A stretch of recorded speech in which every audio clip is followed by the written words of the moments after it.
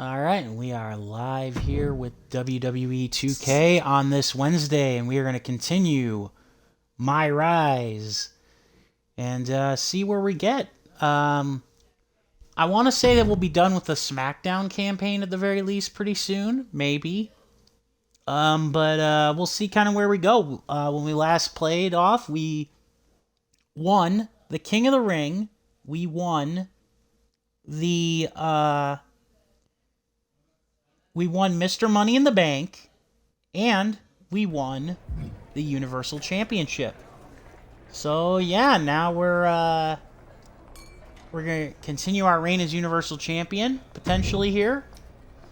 What do you have to say? I love that so many WWE superstars care so much about the world and their communities. Speaking of, are you entering the upcoming SmackDown Gives Back Charity Battle Royal? No, I'm not. So yeah. We're gonna talk to Adam Pearce first. Or actually, no. We're not gonna talk to Adam Pearce first. Alright. Itchy. Uh-huh. Alright, this time we're gonna go after Edge.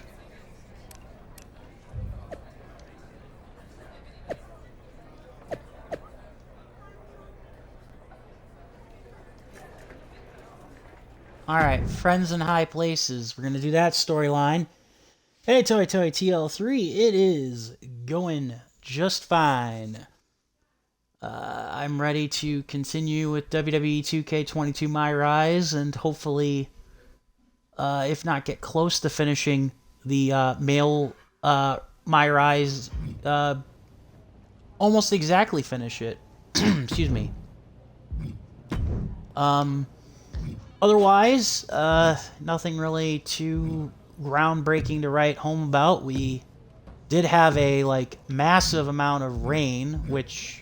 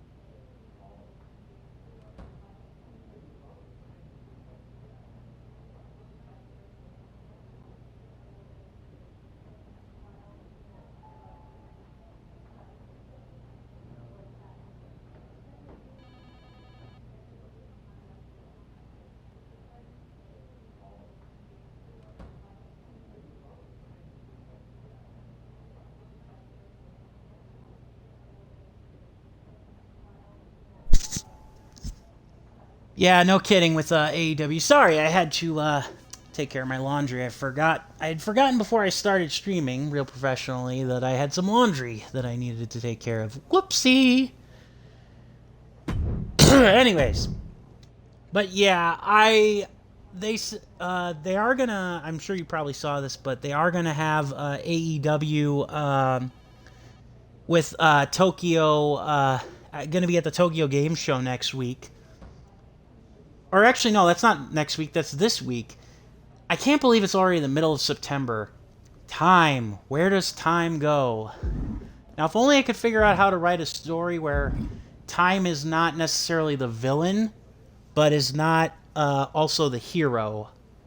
That would make me rich. Anyways, let's talk to AP, Adam Pierce. Saw your little back and forth with Edge on social media, and it gave me an idea. I think the two of you would have an amazing match. We'll be against Edge. That's fine. So, your buddy just posts that he wants a Universal title match, and boom, he gets one. I know you helped train Edge for his comeback, and in return, he got you the GM job, but I didn't realize that meant you had to do whatever he wanted, whenever he asked. Funny, I had it all wrong. I guess he's your daddy. Oh boy. Look, as far as Edge goes, it's no secret that we've helped each other out. But this has nothing to do with that. He's earned this opportunity, and like I said, I think it'd be a great match. Okay, keep telling yourself all that to justify what you're doing. If I were you, I'd focus on taking care of Sheamus first, or none of this will even matter. Don't worry. I'll handle my business with Sheamus, and you'll get your little dream match. Then, I'll beat your BFF too.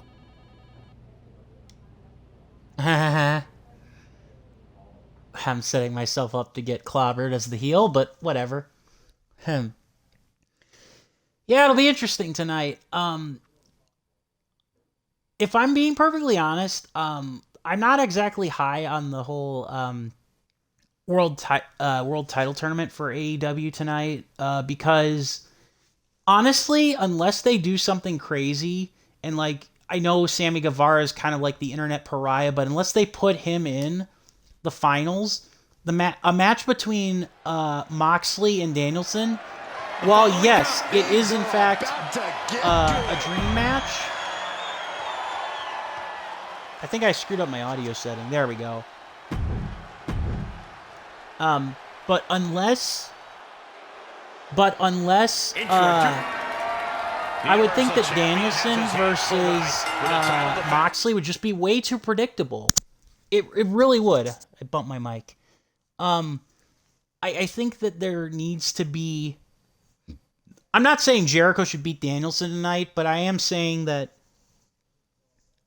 if they are going to put the belt on Bryan Danielson, like I don't necessarily think that it sends the right message to the fans. I mean, yeah, you want to put on the best product possible and you want a great wrestler to hold the title. And it's also making the best of a bad situation, and you know, eventually you would get it to more homegrown talent like MJF or Darby Allin or what have you. In fact, I honestly would have pitched it to have Danielson just defeat Darby Allin. And like I said, I know, what was it, this time last year we were due to have a Moxley versus Danielson match, and then that ended up getting postponed. And then we eventually ended up having it, and that's kind of what led to the Blackpool Combat Club. I don't know. I just don't think I need to see...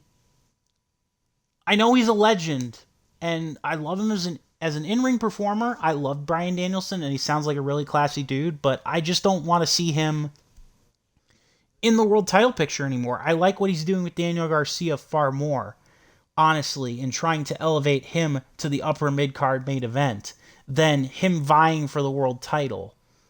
And the same thing kind of with Moxley. The problem is you're kind of stuck in this position of what the hell do you do with Mox, which is actually why this whole Punk thing probably sucks doubly, because he came back from a vacation that actually would have, in my opinion, been well warranted. Not only well warranted, but it also would have helped, maybe come up with something new for him to do, something fresh for him to do. But hey, you're stuck. The cards you're dealt with. Tony Khan couldn't be a leader, and now he's got this sandwich to deal with. Against a hungry Sheamus, who's looking to prove himself So, yeah. WWE's top dog. It's a heck of a matchup between two superstars at the peak of their game, but it feels like there's been more talk about our GM's that's ability AEW, than and then the there's a actual whole match. bunch of other, Too much talk, like a if you whole ask bunch me. of other I think the meh Celtic that I'm not would really agree. necessarily That's why it's time interested for in at this everyone to point, strap on their big boy because boots I and just settle really this don't thing know. in the ring. I mean, everybody knows that the big show's next week, so there's that. Suplex, lights out. Also, you gotta love how they apparently on Dark announced that they're pulling Hikaru Shida from tonight's Dynamite match, and it's gonna be Britt Baker in her place. I can't remember what the match is. Hang on here. Let me pull that up here because I think my WrestleFeed app might have it. So.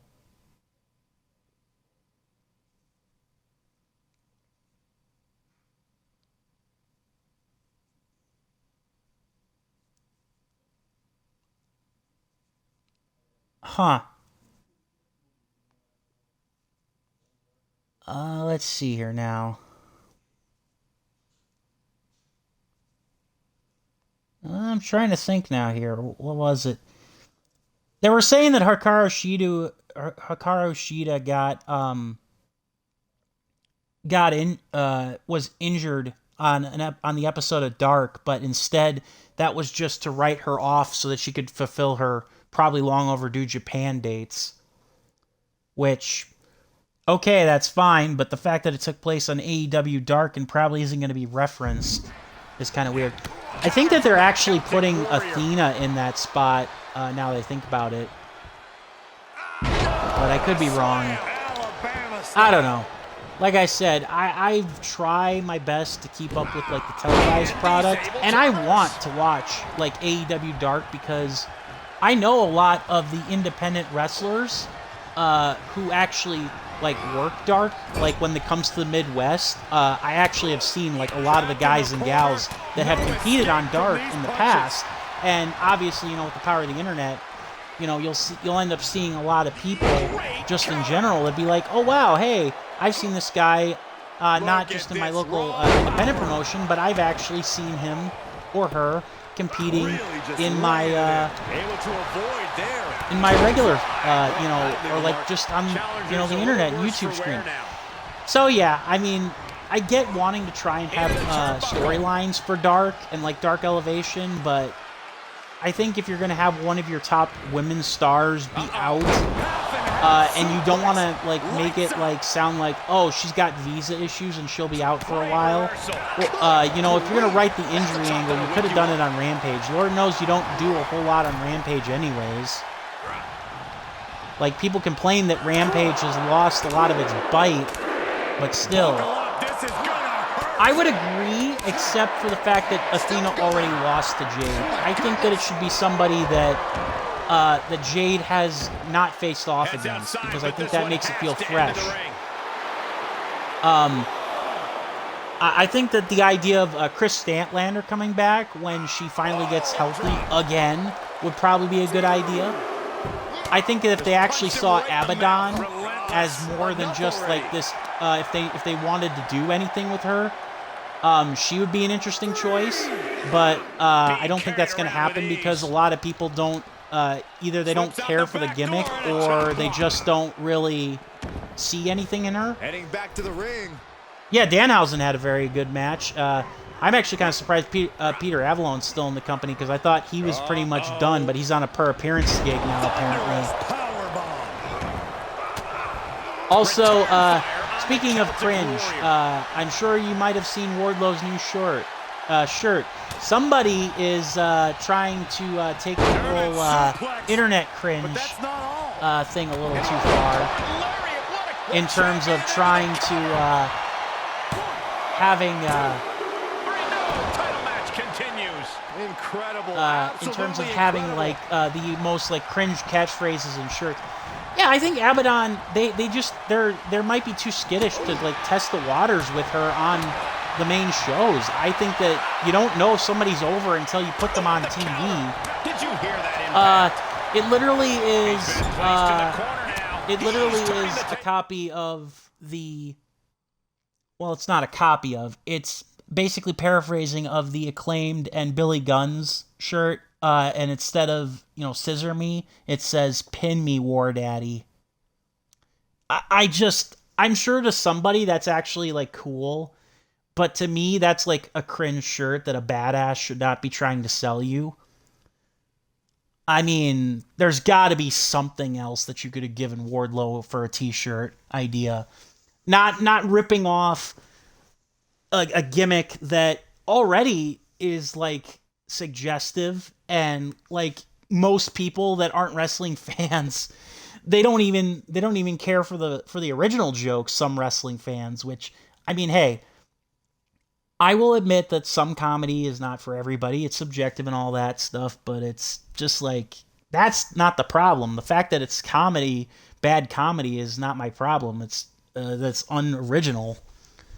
It's like the same thing I said with like The Little Mermaid and all those other remakes. My problem has nothing to do with race. Honestly, I could care less if they cast, if they cast somebody who is Chinese or Indian as the Little Mermaid and Ariel in the live action film. But the problem is that you're always competing against your animated classics, and as a result, you're also showing your lack of creativity, which, I guess that's the tie into the whole wrestling shirts thing, is like, it just shows this startlingly very bad lack of creativity. And again, like, that's the thing, is like, and then of course they cry foul and they'll be like, oh, people only hate this because of this, that, because we made the main character, or one of the main characters in our classic stories, a black person, like we did with Will Smith in Aladdin as the genie. No.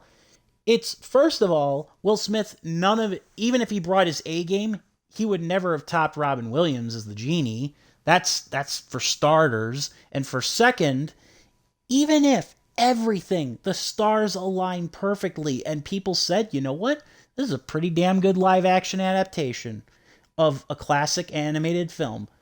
You know what most people would say afterwards? You know what? I need to watch the classic animated version again. Like, if that's your point, oh yeah, absolutely, I get it. They're fictional characters. And I think that it gets overblown how many people really are talking. Like, the race is just an easy sticking point. And I'm sure there are plenty of people, or the gender, like, and I'm sure there are plenty of people that feel like it. That, like, or there are a decent amount of people that actually feel like it. But it's a cheap cop out. And for people to, like, kind of point at these people and say, wow, they're really butthurt over this. Well, yeah, sure, you can laugh at those people, but how many are you lumping everybody who's, critiquing the fact that this even exists as, one of those people? Because that's kind of what it feels like nowadays. It feels like if anybody has any form of criticism, that's what it devolves into. And that's the problem. And I mean, like with Rings of Power, like I was indifferent to it from the beginning because I wasn't going to watch it. But when I saw it, I was just kind of like, what the hell is this? And then I was just like, well, I'm still not watching it. So my opinion has been made by, not giving Amazon my money. And I'm not going to whine and moan about something that I'm actually indifferent about. But at the same time, it's like, the people that, people think, oh, why do people get so animated about stuff? And, tie it into wrestling too. Why do people get so animated about this stuff? Well, some people, yeah, it's the only thing they've got in their lives. But, at the same time, in this world that wants to suck every bit of joy and passion out of our day-to-day lives, are you surprised that people latch on to things that they actually find fun and interesting and then, like, blow it out of proportion? Because that's basically what ends up happening. And you know, then they wonder, how did we create so many of these, like, hyperactive, quote-unquote, fanboys and fangirls? Like, you didn't. The world did. The world made it so that it was, like, absolutely, like, miserable to not have something like this that you're obsessed over, that you love. The champion with a quick shoulder up. Still not enough. Oh, yeah, absolutely. I agree. And one thing I will say, by the way, is in regards to a positive about the person that they have playing the Ariel character, is that she is actually a very good singer. Halle Bailey, I believe is her name. Yeah, she's got the pipes to be Ariel, so that is you know, she got that going for her, big time. So yeah, I will definitely give them credit for actually, like, you know, hey, you found a person who actually can fit, like, in terms of musically, you know, who could fit that, you know, kind of role. So I give them a lot of credit for that, at least. Melissa McCarthy, she's good sometimes. Sometimes she's not. Here is your winner, because she's going to be the Ursula, apparently. So it'll be interesting. Frank Draven. But he definitely got the job done tonight. That was an unfair match from the start. The WWE Universe was constantly distracting Sheamus. Oh my gosh, where's the violin? Nice, Corey. Yeah, it could be interesting. The thing is I don't know if Melissa McCarthy can, like, legitimately sing, or if it's just, like, something else entirely different.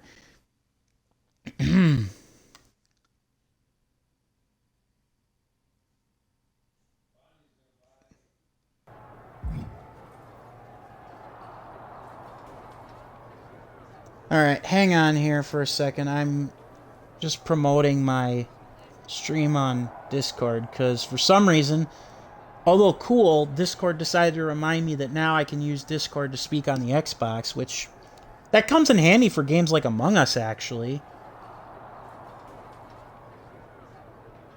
But yeah, that was kind of an inconvenient time when I was trying to promote that I was going live with a stream for anybody in my mutual Discords that were actually might have been interested. So I'm just going to promote that.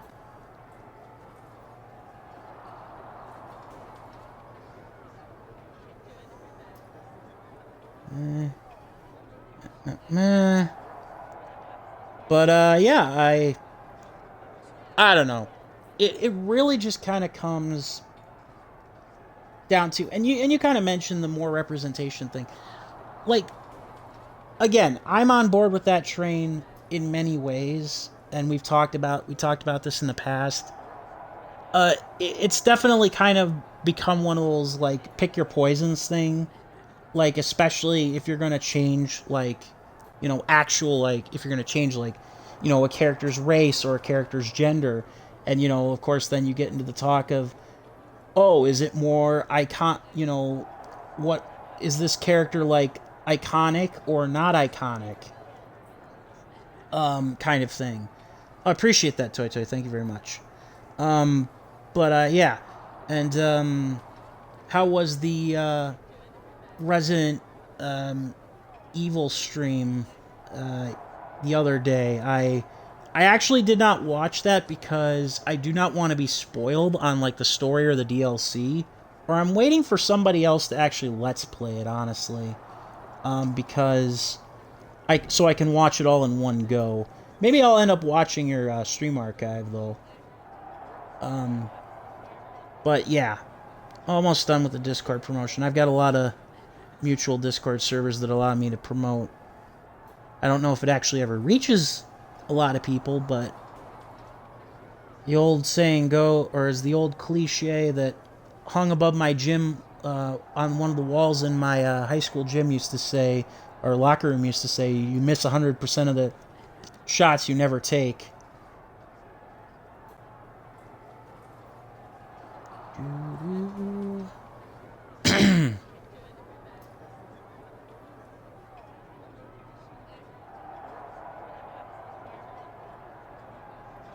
Almost done. One more.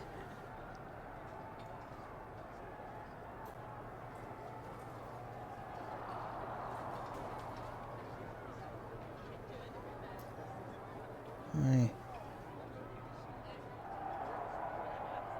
There we go. It's right on the tip of my tongue, and I lost it there. All right. There we go. Right.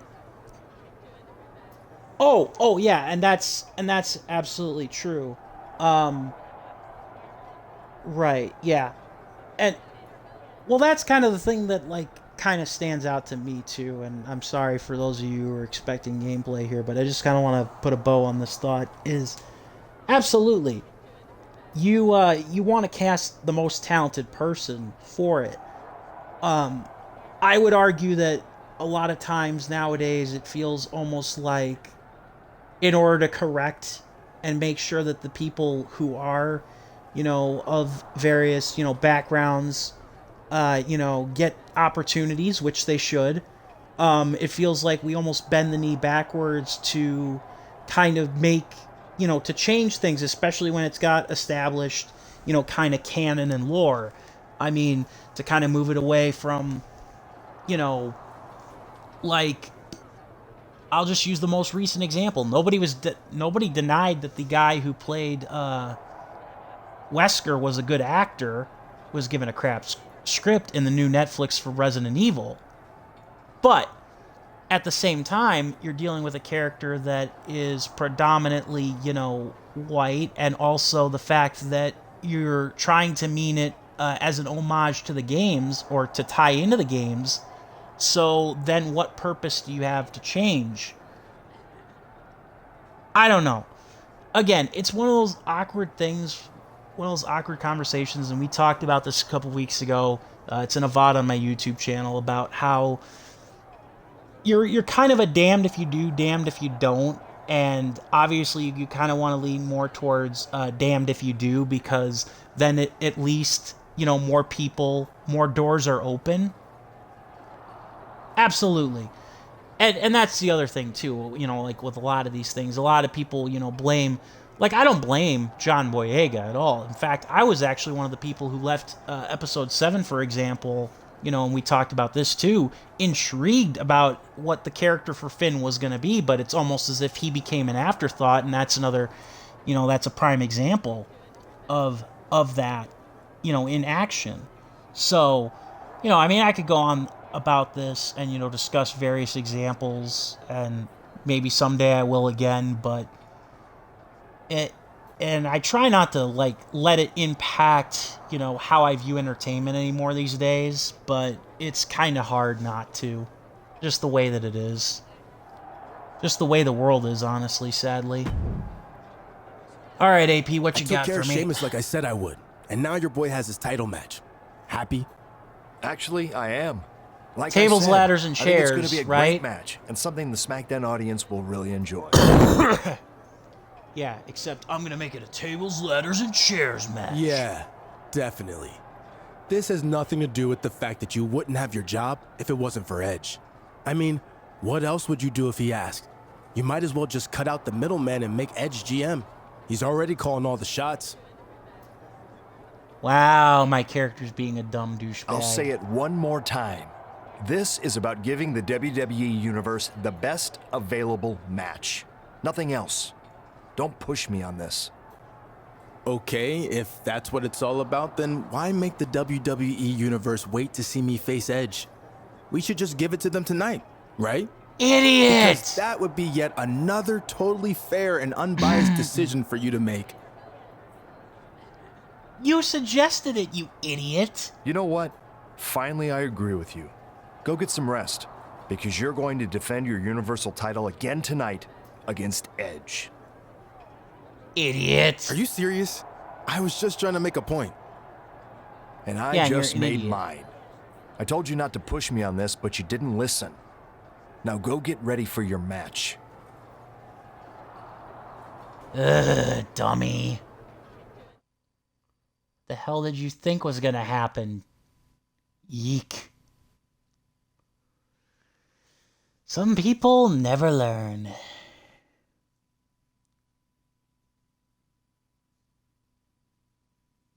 The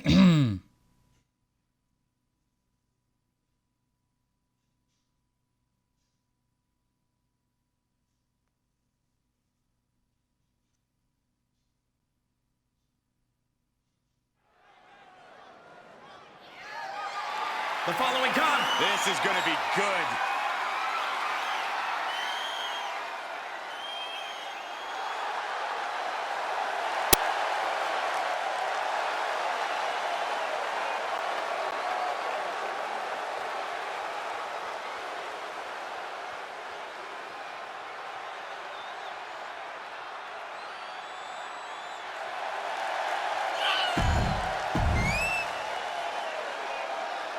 Well, you at least got to see my guy enter with the title now. Oh, nice. They at least didn't, I gotta cut that short because it probably would get copyright claimed, but at least that's there.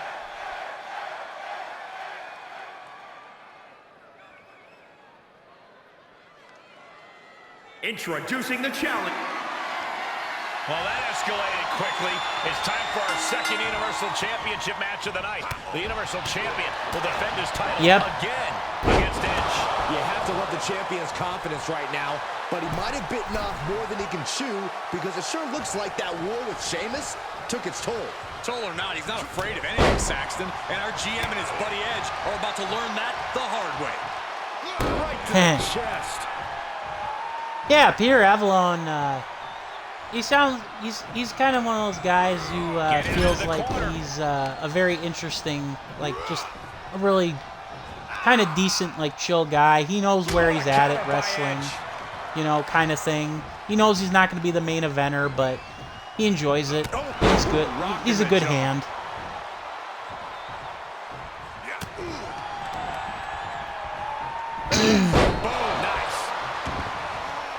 So yeah.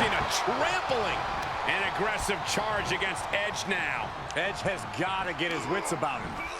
Oh, what a deafening choke slam. Caught with a lariat. Oh, that hurt to the chest. I don't know what the weather's been like where you guys are at, but we had like near record rainfall. Thankfully not near me.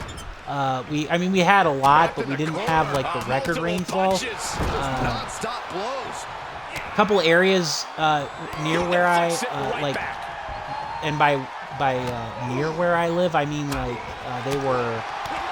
they're like maybe 30 minutes away. They had like 6 to 9 inches of rain in like a single night on Sunday. It was crazy.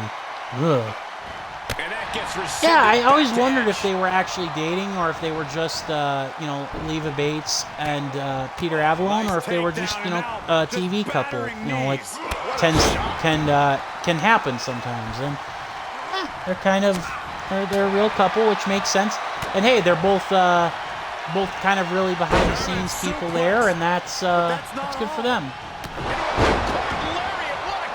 Well, lucky for South Carolina. Okay. Alright. Actually have objectives now. There we go. The Universal Champion and Edge are going back and forth here in this huge title match. Yeah, but I also think that she's very content with her role too. Like she's interested in more and less in being a producer. Bending the rules. Will he take advantage? I don't know what. He's competed twice tonight. He's just evening up the odds. And it's our GM, Adam Pearce. Of course, he's out here to help his friend Edge. That's the only reason Edge got this opportunity in the first place. He's just trying to restore some order to the match. Wait a second. Spear. Spear. Yep, I lose. With the lose. spear. The referee's still down. Adam Pearce is going to count the pin. He did it. Overcoming adversity yet again. Edge is the new Universal Champion. Nice. They actually kept his busted open head. Really, Adam Pearce? Way to hide that you're totally not biased. Over the real story here. The general manager of SmackDown just abused his power to help his friends steal the Universal Championship. I'm not so sure about that, but I will admit this victory did occur with some level of controversy. If I know our now former champion like I think I do, he's not going to sit back and accept this without putting up a fight. That'll be this is going to get interesting now. I will say that some of the storylines in this game are good, but they feel like they need a little more fleshing out. I think that they do go back to TV 14. The real question is, what the heck does that change? Because unless Triple H, says, okay, you guys can blade again, and it's not gonna, you're not gonna get fined like an absorbent amount of money like Batista did. Batista, I think, is like the last guy that like legitimately bladed in like a steel cage match with like Jericho in 2008. This was like the year they went PG, and Batista got fined 250 G's for that.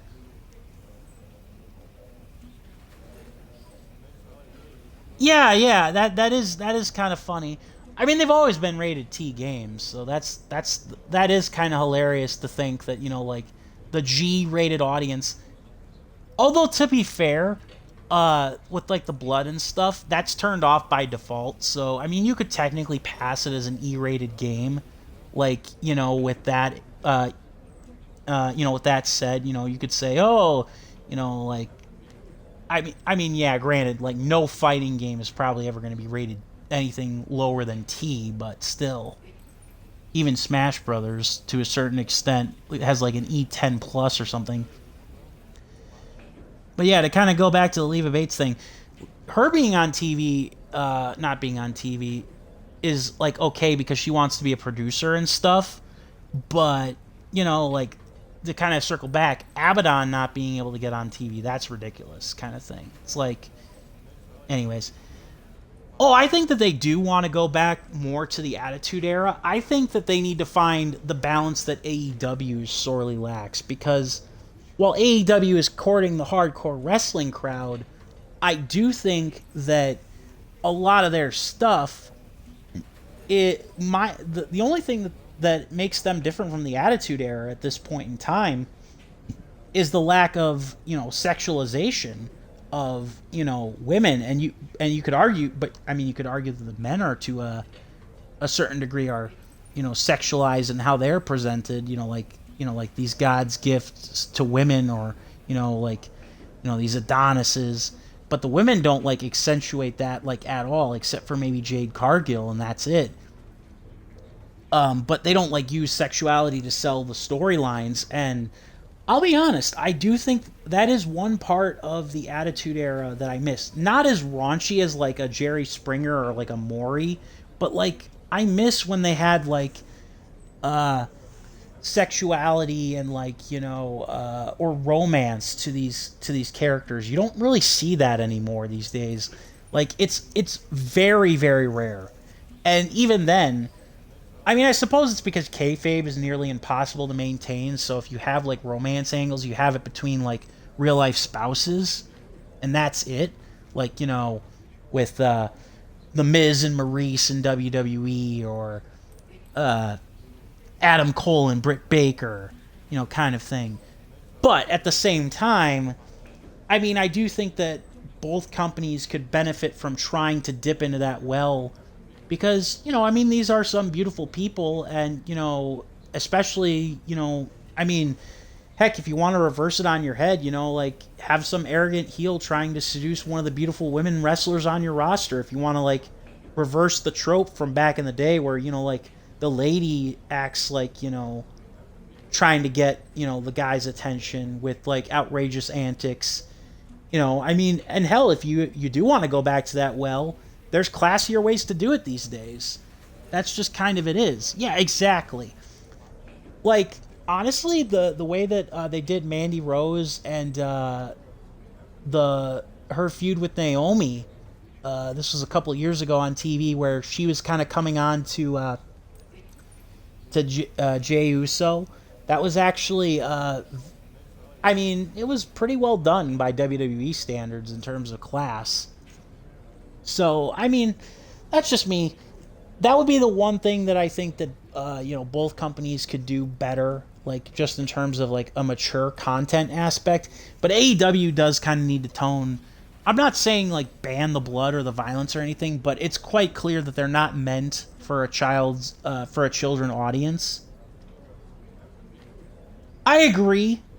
I think that if you treated that match like an actual, like, a blood feud ender, like the ultimate humiliation to end a feud, then that would be something. But as, like, this just random throwaway match for the crowd to, like, get the crowd invested in a woman's match, that's definitely a little classless.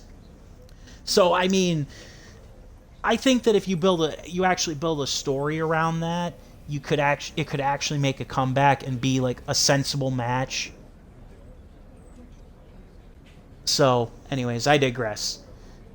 Hey girls, your daddy's a champion now. Goal complete. Now you can just be disappointed in me when we run out of donuts. And Edge. Wow. Congrats, Edge. Knew you could do it. You knew he could do it because you helped him do it. You literally took the win from me, counted the pin yourself, and handed him the title. Clearly, it was 1-on-2. But this isn't over. There will be payback. And there's nothing wrong with that. I can appreciate AEW knowing what their audience is, but, I mean, and I guess ironically that kind of goes, kind of circles back to your previous comment of, like, the bra and panties match. I mean, was it from back in the Attitude Era and Ruthless Aggression Era? Was it tacky? Oh, yeah, but at the same time, they knew what demographic they were appealing to, and that was part of their primary demographic at the time, and in many ways it still is. So, I mean, like I said, I think you can still do those, types of, like, lingerie matches or, like, bra and panties matches in wrestling these days. You just have to make it feel like it's more of a feud ender. Like, like, we've said so much horrible stuff to us. What is one thing that I can do that humiliates you more than anything? It's this, and then, that I'm going to get my ultimate revenge on you in front of the world on pay-per-view or whatever. I don't know how it would work in my head in overall, but I do think that can actually work. And I'm not saying, and then you also use the match sparingly. Oh yeah, and again, I'm not saying, that's the thing. It's like, again, balancing act. That's what gets me. We're going to listen to this cutscene before we continue. Look, I could just approach this like some kind of farewell tour. A chance to show my girls what their dad looks like with a championship around his waist. A chance to stroke my own ego one more time. And a chance to remind all of you of a different era when this sort of thing was typical. Almost expected. But I'm here to say that's exactly not what I'm going to do. Huh. I've heard all the critics, like the former champion himself, that I was handed this Universal Championship. That somehow, because of my friendship with the GM, that I got special treatment, and this was basically gifted to me. So with that in mind, I'm going to do everything in my power, even if it ends up costing me this very title, to prove the critics wrong. I'm going to be a fighting champion and earn everything I get. I'm going to do that by issuing an open challenge to anyone in that locker room to face me for this championship. And the open challenge begins right now. So who's ready to come out and face me? Come on, let's see what this locker room is made of. What's going on here? Oh, it's not me. That's what's going on. The former Universal Champion appears to have cut to the front. Damn. Not my music. Not what you were expecting, huh, Edge? Audio mixing. I wasn't expecting to lose I my suppose he's Universal only in this Championship game for, like, the after your storyline, BFF though, here so conspired to have me compete twice in one night, interfered in the match, and then gotta love the pretended delusional to be a wrestling referee heel. and illegally counted the pin, basically handing you the title himself. But special treatment is the only kind of treatment you've received since you came back to WWE, isn't it? I don't know what you're doing, but leave Adam out of this. No, you don't get to talk now. This is my time. Like I was saying, the special treatment started when you just waltzed into the Royal Rumble after being gone for 8 years.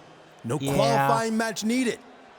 Then there were the WrestleMania matches, the WWE Network specials, all the TV time you took from superstars like myself. But worst of all, you were so insecure that you couldn't hang with today's generation that you had Adam Pearce hired as GM to give you the easiest possible path to success. And it worked! What do you want? I want to put an end to all of this. And I want my title back. So give me a rematch on my terms, or I'll take out your buddy here. Well, worse than I already have. Fine. I'll take you on whenever and however you want. Just let him go. Smart decision. Now run back to your BFF. At least it looks like this is over with for now. Adam Pearce is waylaid with the chair. This is crossing the line. Here comes Edge. That just showed you exactly the type of person the former Universal Champion is. As soon as Edge was going to confront him face to face, he ran away as fast as he could. That might be true, but the damage was done. He got what he wanted here tonight. Damn. Yeah, you're right about the reverb and stuff. But yeah, I mean, with the whole Athena thing and, you know, quitting WWE because they wanted her to dress a certain way. I mean, hey, yeah, stick to your guns. I do think that there needs to be a bit of a balancing act, though, in terms of, you know, how they are presented. Let me explain. The big reason why I say that is because through how much of that, like, quote-unquote Divas Revolution did we have, like, these very bland, like, poorly defined or non-existent women's wrestling characters. And it was only until recently that WWE got some of its Spitfire back, with its, you know, women's wrestlers actually having defined characters. And you could honestly say almost the same thing about AEW for quite a while, except their problem is that they just didn't focus on the women's division, period. Or they don't focus on it enough with segments on TV. Whereas WWE may not always give them the best treatment, but they have gone out of their way now to revamp the character and everything. And yeah, some of that has come with, you know, some of the women dressing more provocatively. I know some of them, you know, obviously have gone on to get surgeries, cosmetic surgeries, and, you know, hey, that's their prerogative. I mean, if a company pays you to do something but they aren't going to fire you for not doing it, and you yourself feel comfortable with doing it, you know, that by all means, I would take that deal. Oh yeah, I agree. Triple H will probably... See, that's the thing. I believe that Triple H, you know, now that he's, like, out of the in-ring game, he will be the best possible choice for the job. I was still kind of nervous while he could still go in the ring, like, that he'd eventually, you know, like, have some nepotism and he would, like, you know, make sure he always had one big match a year on the card kind of thing if he was in charge. And unlike, you know, Vince, who usually ends up losing his matches, which is like the one thing he did right as a heel, Triple H would always win his big matches, even if he wasn't like this big on-screen character, no matter who he was in the ring with. I do believe that Triple H has a better grasp on things, though. Like I said, the biggest concern for me is that will his health hold up, and more importantly, is Nick Khan not going to sabotage the WWE as a brand and like put them, you know, like up for sale without, you know, Triple H, having the input. All right, here we go. Appreciate the well wishes, but I'm gonna to be fine. Thanks to Rated R. Now go give him the beating like he's never had before. I see you're not even trying to hide your favoritism now. Don't forget that your buddy Edge agreed to a Universal title match on my terms. I don't care what type of match it is. I just want revenge. Let's see. Let's go. I could I could do TLC, you know, that being Edge's match type, but that's cliche. Let's do a last man standing match. Oh, okay. There you go. Huh. Nice. I'm going to do what Orton couldn't do and beat you in a last man standing match. Say goodbye to your fans now, because I'm going to break your neck again. And this will be your real final match. Oh. Ooh.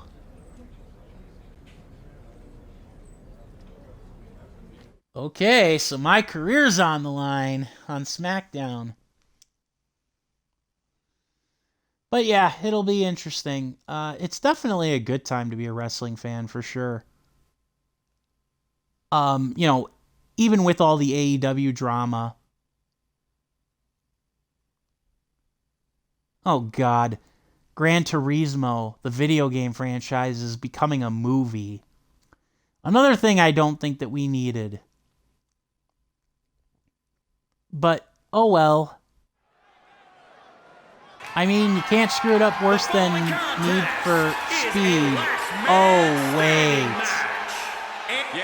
Oh, God, they're not only going to totally botch this, but they're probably going to make it even worse somehow than Need for Speed.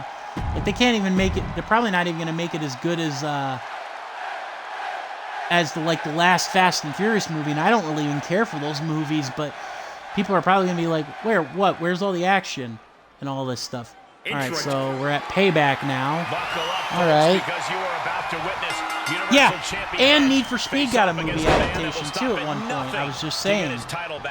The challenger so yeah, that he wants to send Edge back into retirement. If I were so that is absolutely you know, it's gonna probably suck because it's a video game movie and they are gonna like say, oh okay, we just need to worry about having a brand name. Titles are won, not gifted. Also stars an actor that I have not even heard of. Apparently David Harbour is going to be the main star of this, of the movie. No countouts to worry about. Edge with the alertness there. Single leg drop kick.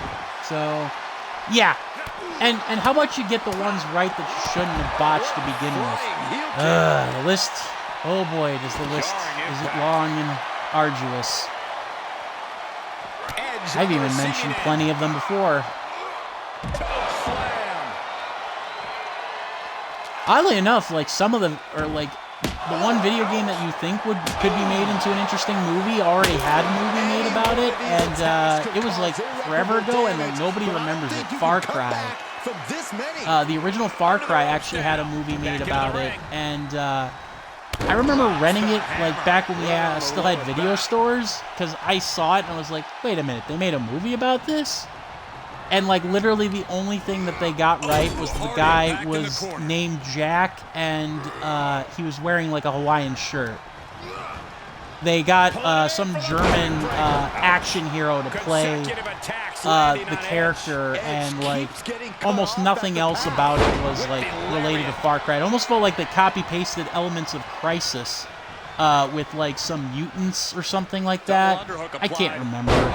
It was such a bad movie. Oh, okay. Well, at least they got a quality actor then.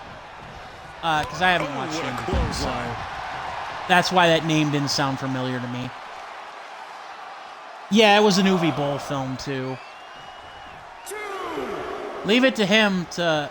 I mean, like, I would even say that the Mark Wahlberg Max Payne movie is better than any of his video game adaptations, and that's saying something, because I hated that movie as a fan of Max Payne. This is not good. Then again, maybe I've softened on it. I haven't watched it for years, so maybe the Max Payne movie is at least a little bit more better than I remember, but probably not. Good timing with that reversal. That's one thing that the pandemic thankfully seems to have killed off Uwe Boll's film career. Right into that turnbuckle. I haven't heard hide nor hair of him since before the pandemic.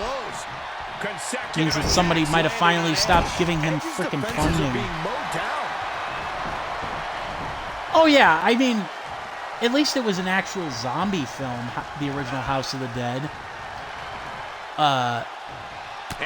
and like it actually honestly felt a little bit more like a Romero film in certain ways. It felt more like what Resident Evil could have been in many ways, to a certain degree, but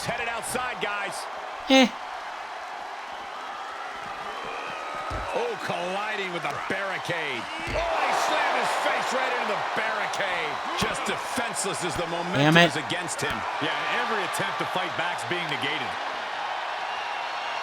No. Landing on the gut. The challenger's looking shaken. And he's able to counter. Turned that one around. Nope. Shoots the half. Guess he didn't think that was enough. Yeah. That was the thing. It's like they got the frenetic action that you would expect for a House of the Dead game to be like, because of the fact that it was, well, you know, a House of the Dead. What the hell were you doing with that? Why would the AI even bother to attempt that? Other than subroutines. Oh my God, that made me laugh. Yeah, well, and nothing of value is lost with Uwe Boll's retirement. Sorry, but not really. Damn it. So yeah. Oh. And he'll stand to break the count and keep this one going. Oh, that was kind of cool. I haven't seen that animation before where you kind of like scamper around the steps there. Nice. But, I don't know. Not everything needs a film adaptation. You're right to kind of like include on your original point, and the fact that it feels like everything does to a certain degree. Or the... Ooh, nice. I forgot you could do this. But not only that, but because... I would like to go over here, please. Game? How do I get in? Okay, this game... Alright, I guess I gotta let him back in, because apparently I can't get him. That was weird. Why would you put the spotlight there if I can't go get him? But, I can't counter that move. You know, I'm actually glad the AI doesn't, actually, you know, like, do that.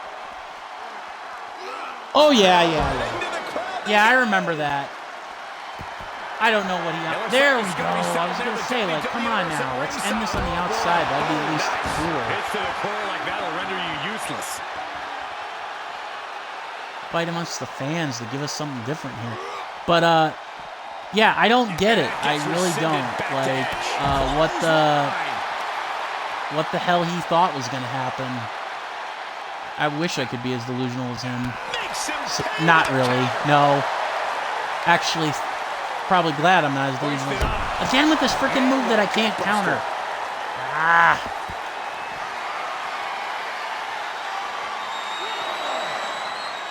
Damn it. Not over yet.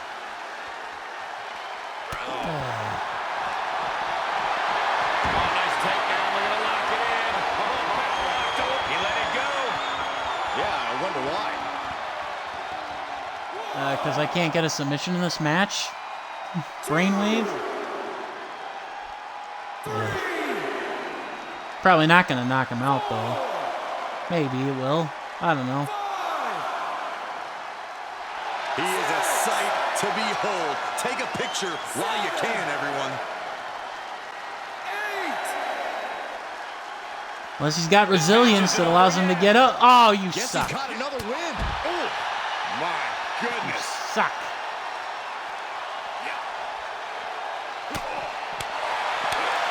Oh, that'll turn your skin red. Oh, right to the jaw. Yeah, it'll turn your skin red, alright.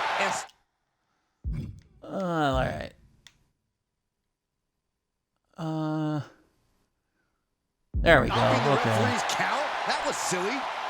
Either that or it was deliberate. Well, yeah, because they're probably looking to counter him, or they're probably looking to have the champion crown, or, well, not crown, but they're obviously looking to have, like, the first half of the picture solved so that they can promote it all night. And maybe have a promo of the show. 5, 6, And there's 7. it's getting close. Let's see if I can finally win with my... stops the ref's What the hell? Now that is determination. Don't tell me I can't win this match. We'll see. Brings down his opponent, and here it is, Corey. Looking for the lapel lock. He's got it locked in. The lapel lock is locked in. And the anguish on his face continues. Tapping out isn't going to save him here. Okay, come on now.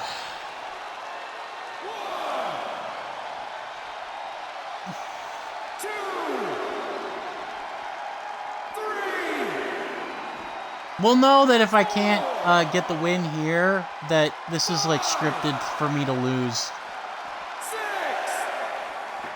Unless I have to get back in the ring. The referee just counted to 7. 8. 9. Up and stops the ref's You count. gotta be kidding me. How much can't more do I have keep to him hit him down. with? Yeah, what do I have to hit him with? Do I have to drive him through a table? That might do it. Oh, or knock the table down. That works too. 2. Yeah, this might be a supposed to lose match. I'd be very disappointed if it is, but I wouldn't be surprised either. In a dicey situation. An aggressive charge against Edge now. Edge has got to get his wits about him. That would suck, but I wouldn't put it past this game. It's like probably saying, hey. Looks like setting up for a suplex. Going to finish things off. And his core has been taken. Man, that looked ugly. And you have to wonder if Yeah, that's the rumors affecting are that his it's going to be breathing. Mox versus Danielson, and I'm not actually too happy about that, because, I mean, it just seems too predictable. And also, then what are you going to do? Are you going to put the title back on Mox after he's had it for so long, basically? Or are you going to put it on Danielson just to have him lose to MJF? Getting close Because, to 10 here. like, Mox is owed time off, and Danielson, I don't know. Again, obviously no-win situation, but still, I think it could have been avoided. I think they should have put Darby Allin versus Bryan Danielson in there. It would have been a surprise. It would have been interesting. It would have given the crowd a reason to get behind Darby again because he's kind of cooled off, even if he doesn't win. I don't know. The fight where he wants it. I know for a fact that they're not going to do Jericho. I honestly would have preferred Hangman versus Mox because that was the one match we didn't get during either man's title reign too. Yeah, exactly. That's my thing. I want to see a guy who, I mean, you know, obviously, I think his AI is bugged out, but obviously,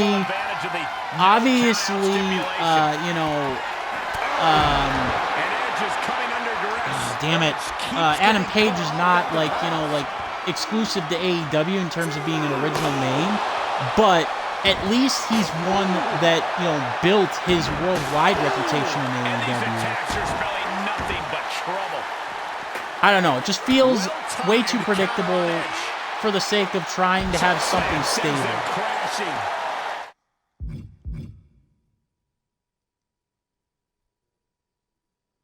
I don't know.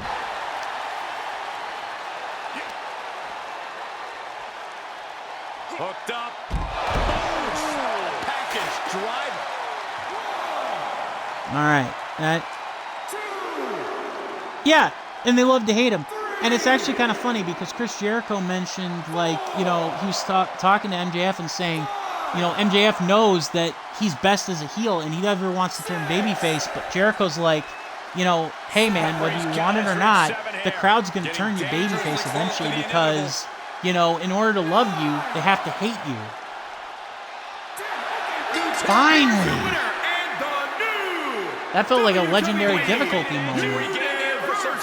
This victory also means he's not going anywhere. In fact, I have a feeling he'll be dominating SmackDown for a very long time. Sorry, Edge, but on this day, I see clearly I am the best in the world.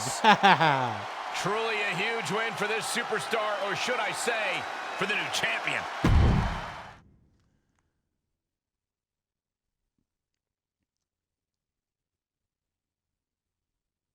Oh, absolutely. I think MJF was literally just playing the only cards he knew he had, and that's his, hey, I don't show up, kind of thing. I mean, yeah, I could get sued for breach of contract, but he also knows that because of his, his youth and how over he is with the wrestling, not just the crowds, but the internet wrestling community, he goes over to WWE, if there's any doubt, that Cody Rhodes could come back to WWE as a big star, MJF goes over there, he's instantly a megastar. I mean, so yeah. That storyline was a bit shorter than I expected, and honestly, I was hoping for more, but oh well.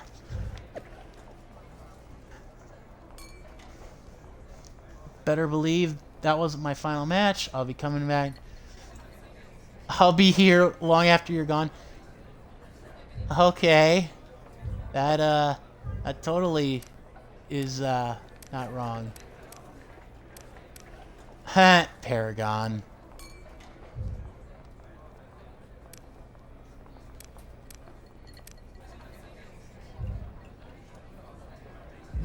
Let's see. Upgrade attributes.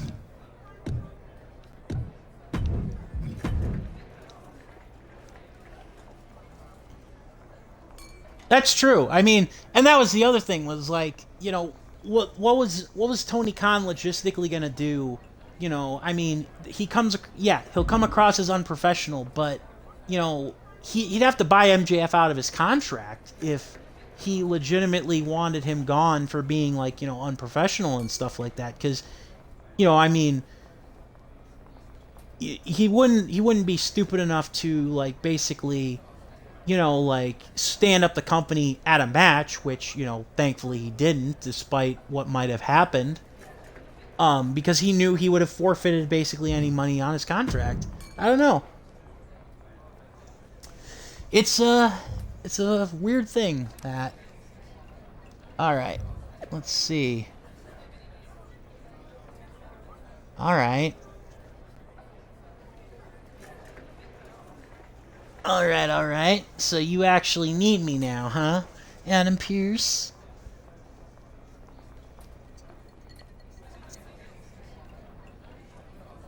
Huh. And like it or not, you equal ratings. You plus an Universal Championship match. I'll lend you my star power.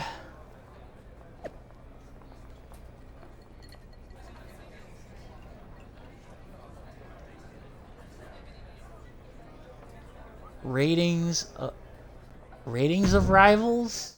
Okay.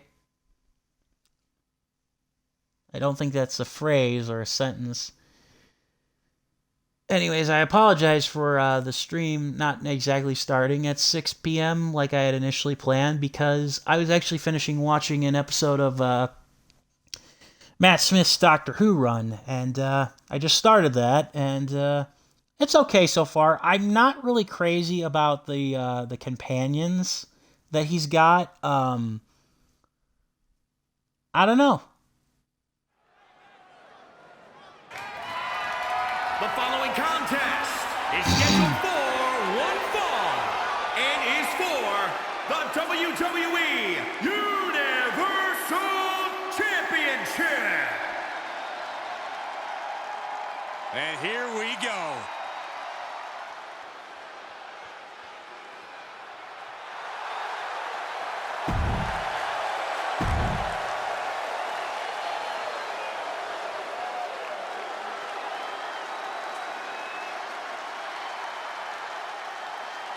Who we got? Ooh, Cesaro. Nice.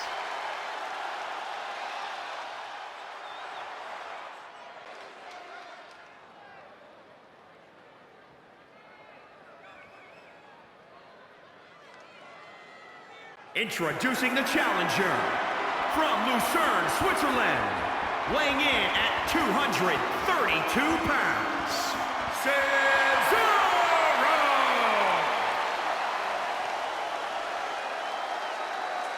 And introducing the champion from Santa Fe, New Mexico, weighing in at 200. I will also say that you can feel the excitement in the air. The WWE Universe has been eagerly awaiting this match. Well, with the Universal Championship, I will say this too, by the way. I did not watch all of Sony and their State of Play or the other game shows that took place. Or actually, I think it was just State of Play that took place the other day. I will say this. Yakuza 8. Awesome. Very cool. I actually have all the Yakuza games, but I've only played through Yakuza 0. I wanted to stream, like, starting with Yakuza 1, but I realized that it might not actually work, or, like, on my PS4 in the sense that the Japanese, like, the cutscenes might get censored, so that would kind of leave, like, these awkward pauses. I don't know. I'd have to think about it. Maybe it was just Yakuza 0 that had that, and maybe it's not an issue with the other Yakuza games. But I have it for the PS4, or all of them for the PS4 pretty much. I saw that too, and I was actually kind of interested in that too. They definitely actually debuted some, actual games for it, which is kind of cool. It's not like all of these gimmicky. It doesn't look like they're doing like extremely gimmicky stuff for it. Like I've got like the Batman one that I still haven't played. I've got the Iron Man VR game that I still haven't played. But then again, that's because I realized I needed a break from VR after I got motion sickness really bad a couple times. I don't know if I just need a better setup or like a better chair, because I realized early on that doing VR on my bed just wasn't going to work. But I am actually interested in that. I'm hopeful that it turns out to be like a legitimate thing, though, and not just like a gimmick. Here. If Cesaro can just weather this storm, he'll be fine. Half and half suplex. It's actually kind of hilarious to think of all the people that have come and gone in recent months to WWE and everything, including from the WWE games. Like, guys like Braun Strowman and Karrion Kross have come back. Dakota Kai. Cesaro's like the one that sticks out like a sore thumb to be, gone and like actually gone. I think to me, like, VR does still have to kind of prove, though, that it's evolved beyond a gimmick with, like, the games. Like, I mean, don't get me wrong, the gimmick's very cool, but I want to see it be beyond a gimmick. So we'll see. Maybe this second generation will actually have, gameplay because it'll got the experimental stuff out of the way. So we'll see. We will see. But I'm also not going to hold my breath for it either. We'll see. Because I thought the same thing with the Kinect also when, like, I thought, it'll get the BS out of the way in the first go around and then it'll actually, like, fix its mistakes. Wrong. Well, that's the other thing, too, is, like, I do think that I did choose, like, some stuff that was, like, like, heavily intensive on, like, turning and stuff. Like, I played a Doctor Who VR game that required you to kind of, like, tilt your head and, like, look around a lot instead of just, like, sitting and, like, examining the environment. I think that might have been part of my issue, but I don't know.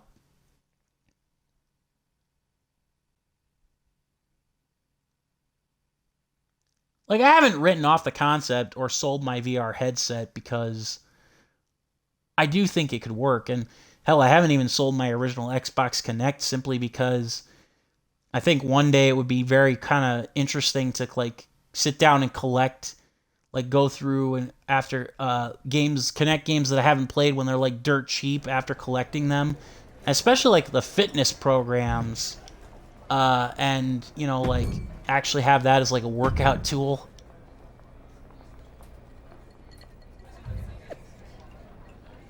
Okay. So, do I have absolutely nothing else to do? Let's see here now. I don't think I actually have anything else to do except for talk to Adam Pearce here. Oh yeah, I think that might be the case.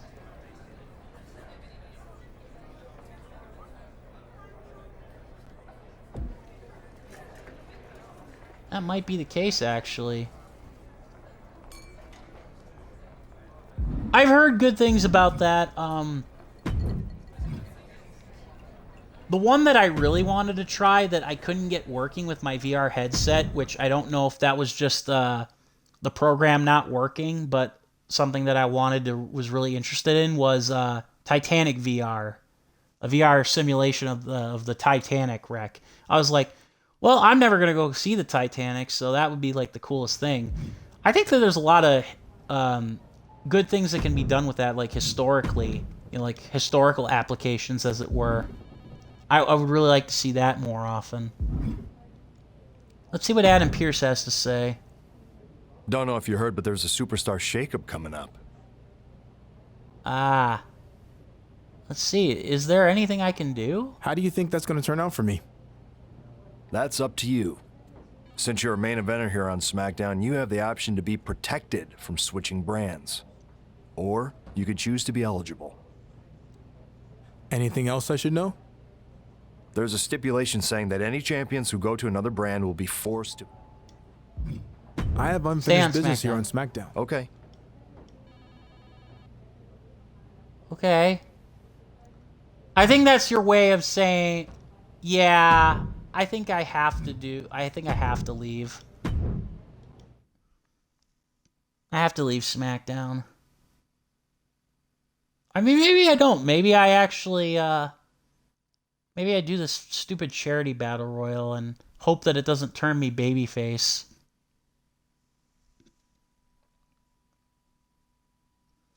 Oh yeah, and that's the one thing with the PSVR that it definitely has, is that it's definitely not like, you know, like super easy to set up, but it's easy enough to set up.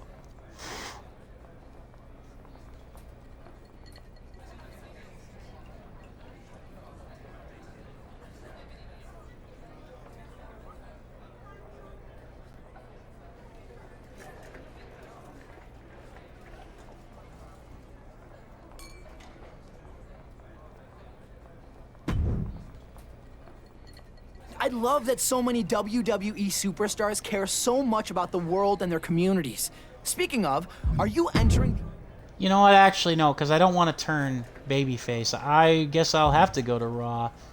But I'm missing some storylines. Aww. I guess maybe because I wasn't heel like when I went to the brand.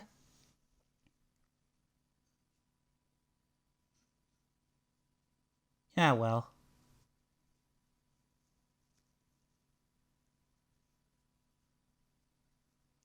I guess we will go to Raw now. I guess it does actually let you experience everything because, yeah. I think a potential change of scenery... All right.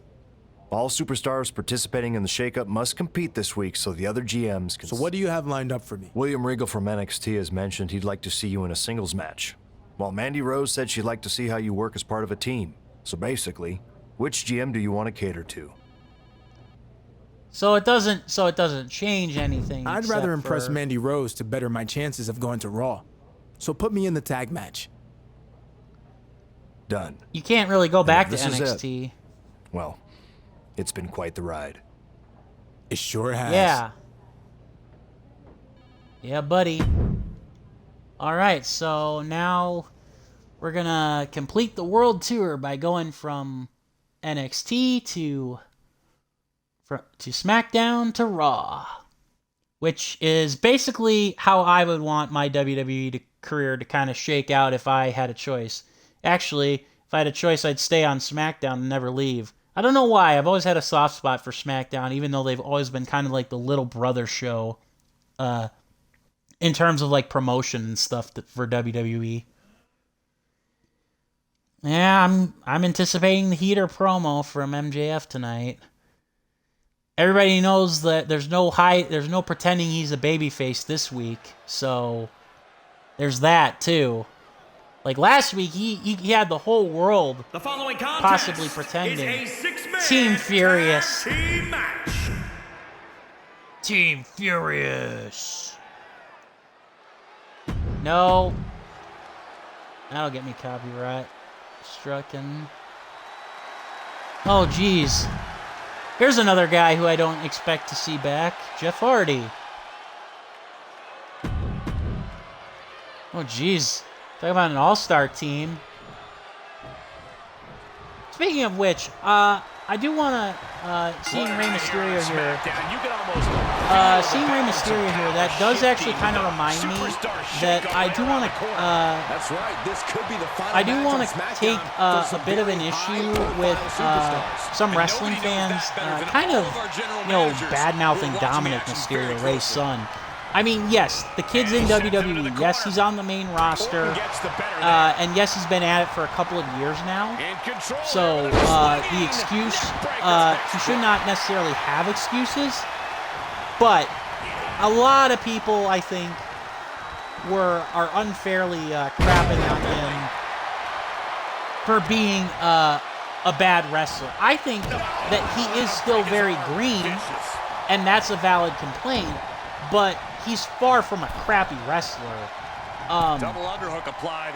I also think that he does suffer from being compared to one of the greatest of all time in his dad. I mean, let's be honest, that's just something that happens when you are like this amazing superstar or wrestler, for that matter. Yeah, Jeff Hardy's done. Like he just doesn't have, like, his styles just left him a human cruelty. But yeah, I mean, it's basically like part of the reason why I don't blame Roddy Piper's daughter, Teal Piper. She's into wrestling, and she had a one-off appearance with AEW in the Casino Battle Royal when they were looking to determine the first women's champion. Didn't amount to much of anything, but a lot of people, myself included, have wondered, is there any possibility for Teal Piper to actually be something in pro wrestling? Maybe, but I mean, she's going to get compared to, her dad in that regard. Is she going to be the female version of her dad with that attitude and everything? And that, like, the fire in the promos and that badass, take the fight to the streets kind of mentality. Tagged in. Who knows? Maybe not. I don't know if I see it or not. But, she's just one example of, great wrestling, very young people, or young second generation or third generation wrestlers who we don't necessarily know how good they could be. They may have had some time on the main stage, but, at the same time, are the expectations too high, and are they, good wrestlers, but they haven't been given the spotlight, etc., etc.? See, I think the problem with that is I don't know what the hell Jeff Hardy could teach. I know that he could probably offer experience, but what does he teach? Does he teach spot calling? Does he teach, how to get over with the crowd? Because I don't think that he's going to teach the high-flying bumps that he made his career off of, because that would involve him actually doing them, even in a controlled environment. So I don't know. I could be wrong. I think Matt's probably the better, overall brain for, the actual business, honestly. But that's not all. Because Matt is they call Chris Jericho the master of reinvention. I think Matt Hardy earned that moniker with the broken stuff. Oh yeah, backstage presence, definitely. I could see that. But then again, I also wonder, does he get idle? Does he not, you know, like, does it not appeal to him? I don't know. Again, maybe I'm not giving Jeff Hardy enough credit, but he seems like that type of guy who, if he's not wrestling and not actively involved, he doesn't want to do anything. Or like, it would not be for him anymore. Because he needs that adrenaline rush from the crowd and the fans. Here he comes off the tag. Like, he's got no problem giving back to the business, but it has to be, like, you know, in the ring. Like, he has to, you know, like, put on this, like, epic ballsy match like he did with Darby Allin. And even then, Darby didn't go over, really. Because, you know, at the end, Darby was, you know, eliminated. I don't know. Absolutely. Getting sucked. Kick to the gut. Yeah, absolutely. That's the one thing that I will say, I guess you can be grateful for, is as self-destructive as Jeff Hardy is, you know, he's got his music, he's got his art, so I don't think he needs the money. The fact that he's able to pump time and energy into those passion projects of his, like, you know, but at the same time, you know, it is what it is. By the way, more matches got added to that Independence show that's going to feature a special appearance by Bret Hart, with the main event being Dax Harwood of FTR against Jay Lethal in a singles match. Brian Pillman Jr. is going to be there. And then, I'm trying to think, there was another match that was added. Yeah, Matt's been smart with his money. Really has.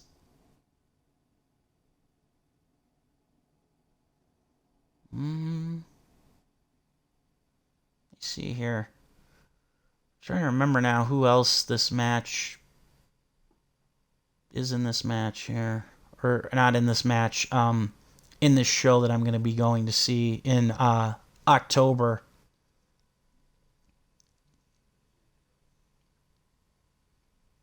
Oh yeah, it's going to be the British Bulldog Jr. versus EC3. That should be an interesting clash. So yeah, it's obviously still an independent card that might have some stuff that it is being worked on, but yeah, that should be interesting. But I love how they actually like made his signature the 619, and then like his finisher is like literally the splash / West Coast pop.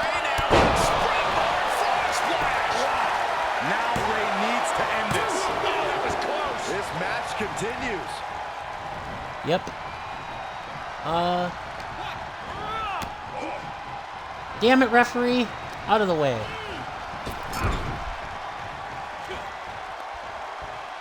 Tag is made. But I don't know. Double snap mare. Oh, pair of kicks. And at least I'm the one lifting Ray up and not the other way around. That would be hilarious.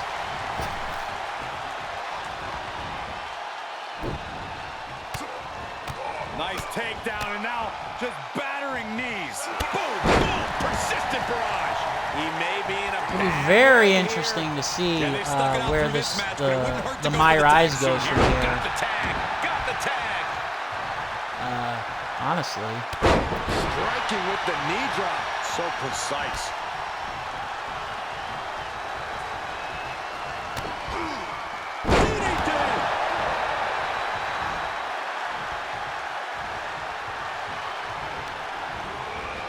Tossed into the corner.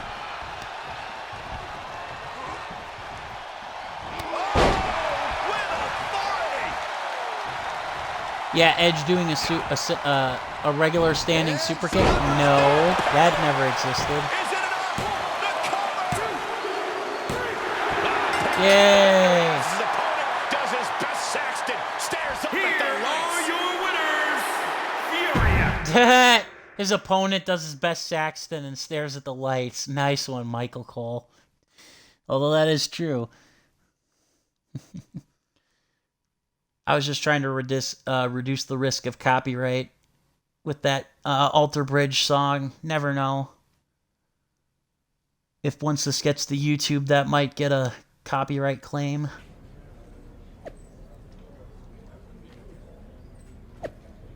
Alright. Stay on my good side and you'll be successful. I'll keep that in mind. I think you can actually date Mandy Rose in this, or at least go out with her. Kinda, sorta, which would be nice. Even in storyline, huh?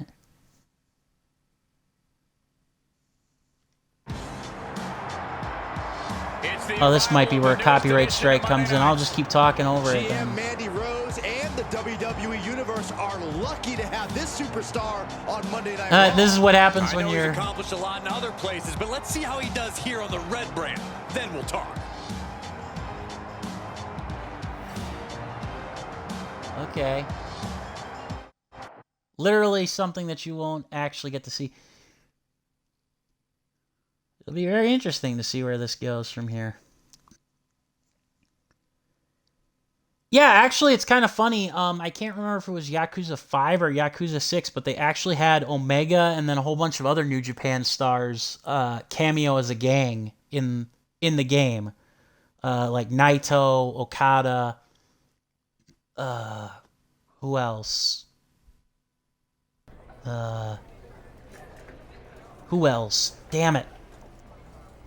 Yeah, they had them in there, and I don't think Omega like voiced anything. Like, I don't think that they had the New Japan guys voice anything either. I think they were just like a random gang, part of a story quest. So, but I could be wrong. No.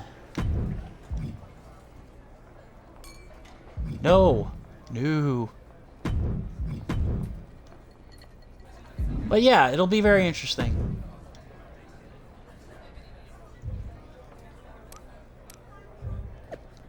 Okay.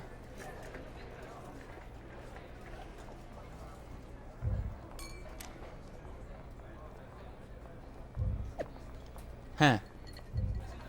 Oh, these are just my old ones here. Ah, the Monday Night Messiah. Should I do the side stuff? Yeah, let's do the side stuff first. And then we'll join up with Seth Rollins and his crew. I won't lie that yes, Kenny Omega has yeah, I won't lie that Kenny Omega's kept himself in tremendous shape. I'm not the biggest fan of his work, honestly. I think he's overhyped by the wrestling community. I think we fall into that trap. A jiu-jitsu school? Okay, why is that here? Okay, so it looks like we actually just go right into it. That's our first big storyline with Seth Rollins. Let's see what this person has to say first. It's no secret that I have a soft spot for the more mean-spirited competitors on the roster. It's actually my birthday next week. As a special treat, wondering if you could take out one of Raw's more honorable superstars in a no DQ match? I swear I won't tell anyone it's for me. Oh yeah, very few wrestlers live up to the hype. Absolutely. I'm just saying you would the way several people talk about like Kenny Omega and his matches in Japan, you know, like you would talk about like we're talking, oh my god, these are the best matches ever. And I mean, don't get me wrong, I respect the hell out of the Japanese style. And I respect what Kenny Omega's done. I guess if anything, I mean, not to sound like Jim Cornette, but I can't get over the fact that he was like this big draw in Japan, and yet somehow Gentlemen, I think a fight's about to he break wrestled like a blow-up doll on occasion for, yes, a comedy promotion, and also like a 6-year-old girl at some point. So I mean, again, it's not like, WWE superstars, oh my God, you got to take him 100% seriously. But at the same time, I was kind of like, you know, the way people talk about him and all his serious stuff, and then I remember the fact that he's done like some of that comedy stuff, and to the point where it's like, this guy's the best wrestler in the world. It's one thing to do a comedy storyline, but to do that kind of thing, that just kind of, I don't know, makes me take a little less seriously. That's true. And I mean, granted, this was before he even like was known as the 5-star guy, so I mean, I'm definitely, you know, like not giving him like the most, you know, slack. But at the same time, I also just don't see, like, I see him as a good in-ring talent, but I just don't see that with the whole, like, everything, the presentation and whatnot. I don't know. Maybe it's just a desire to be against the grain, but he's kind of in the same category as the Young Bucks for me. I just cannot get behind them and their style of wrestling. And it's not even so much that, like, the Japanese style of wrestling that, like, you know, Kenny Omega does is, like, something that I'm not a big fan of. But, I mean, it's another thing then when it's, like, the Bucks and, like, all this absolute, like, flipping over the top, and the fact that they almost never sell that they're hurt, or when they do, it's, like, almost like an inconvenience to them. I would say that I hate the Bucks way more than I hate Kenny Omega. I'm just sick and tired of people talking my ear off about Kenny Omega more than anything, I guess. The Bucks I've never liked, but with Kenny Omega, I've just been sick and tired of like people talking about him. So, I mean, I guess that's technically unfair to him, but whatever. I make no apologies for my opinions either, because they are just that, my opinions. And Dawkins is really being knocked around here. Yeah, Dawkins needs to find a way to right the ship here. Pulling him in for the... Well, not only that, but I do find, like, you know, as badass as Omega and, like, the Bucks try to portray themselves, they do kind of come across like, you know, kids living their dream. And, hey, that's great and all, but, you know, for, like, top guys that are supposed to be, like, seen as, like, these uber-respected, like, you know, oh, my God, these are the best in the world type of guys, they act way too cheesy sometimes, and like they buy way too much into their own stuff. And there's being confident, and then there's being like, yeah, we totally have like little to no self-awareness as to why people like us, or like we are way too much into our own hype. This storm coming at him.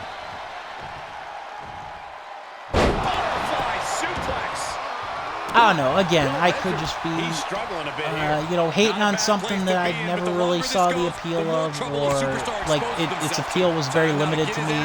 But whatever. Looking wobbly in the corner. Oh, and a reversal.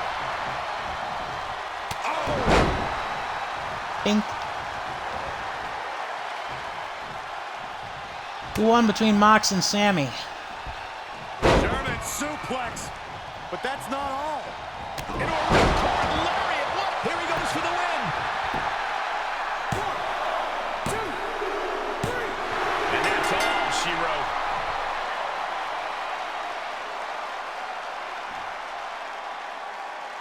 Here is your winner, Furious Frank Draven. This was as dominant a win as I've ever seen, guys. An absolute statement by the victor here tonight. What a steamrolling. Yep.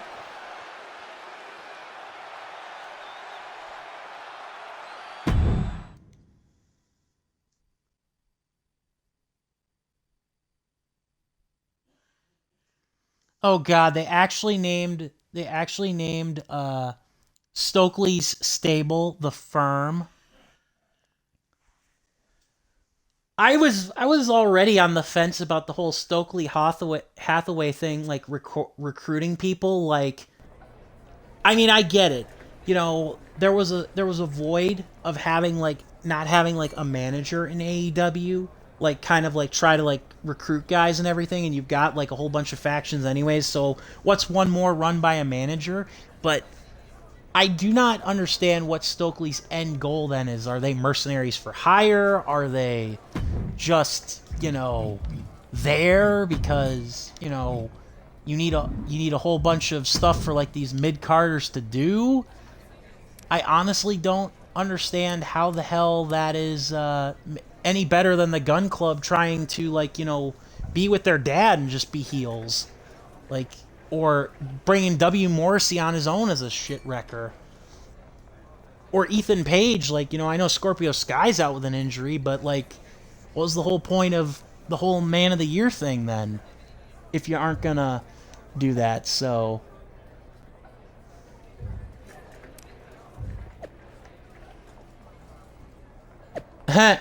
To be honest, how I used to dominate the Raw Underground, nobody could compete with me. Too bad I missed the Raw Underground fun. Your college experience versus somebody with MMA experience. Wow.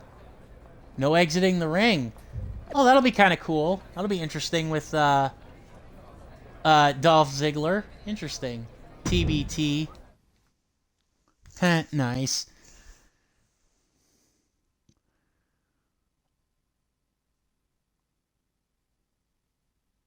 I also will say that with Stokely Hathaway, I do not understand what the hell was the point of introducing him as Jade's associate. I thought that was the point of Smart Mark Sterling, and then he just screwed off to do whatever, and then Stokely represented Jade.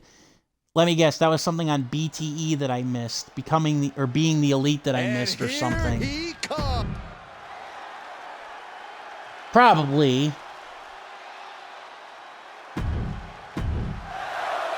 Here's another guy. Speaking of a guy who will not ever go away, seemingly Dolph Ziggler. I mean, yeah, the guy's got a good cushy paycheck, but you forget that he exists, and he's like a cockroach. He just will not leave. I would have thought that he would have jumped at the chance with the pandemic, honestly. Expose that weakness. Well, a competitor can always call an audible during combat and attack whatever injury presents itself. Remember, you can only win via submission. Butterfly suplex. Yeah, and then Stokely's not even really with Jade anymore either. Like, Jade's not part of his little, like, group. Like, like, he recruited her posse and that's it. Like, I don't get it. I get that some of the stuff probably is reserved for, like, Dark or Dark Elevation, but I don't have time to watch all of those shows all the time. And if it's on Being the Elite, I'm sorry, I have better things to do than watch the Bucks and Sammy Guevara's blog, no matter how much money and effort they put into it, now that they work for AEW. Right on cue, Dolph reverses. Well, yeah, and, like, that's the thing. Like, what is Stokely's goals? Where did he come from? Like, that's the problem. Like, we know nothing about him other than Jade brought him in to apparently replace Smart Mark Sterling, and even that was poorly explained. It's one of AEW's greatest flaws. Basic storytelling is not done. And yet they try to be cute, they try to be clever, and hope that everybody's watching everything if there's, like, something minor that, you know, they're trying to do. And if it's something major, they just expect you to accept it. That's like crap that WWE, if they were to do it, it would drive me up the wall. And it should. I like what Ethan Page and Danhausen do with their vlogs because they're not often related to wrestling entirely. And they're not expected to be part of the show, like to be part of the wrestling canon. If you transform those into part of the wrestling canon, then I'd feel differently.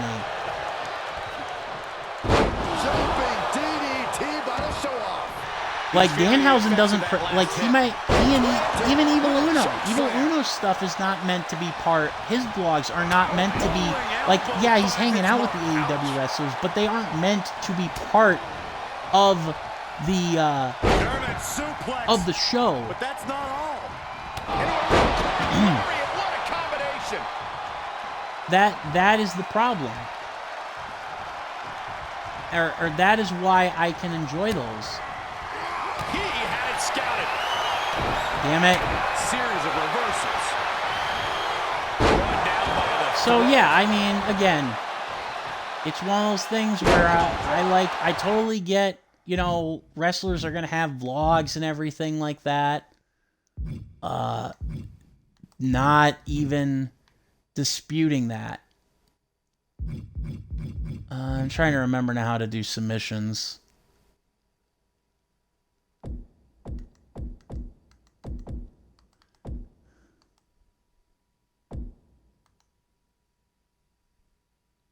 All right, RB.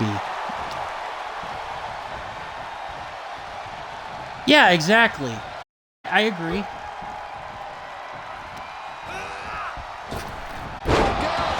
Ooh. Ziggler just unable to stop Right, this right, attack. and that's, Dolph's I gotta suppose, find a way to and that's defend definitely himself. true. Now I have no idea how to set up this submission here. And Dolph got bottled up Again. He could be turning his fortunes around. Come on, I don't want to Iron to infinity. I want a submission, please. Double underhook applied. I did not hit the button I was looking for. I don't know. I'm just a little...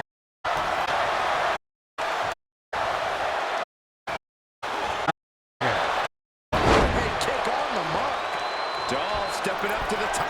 Lift off. Oh, misses the mark.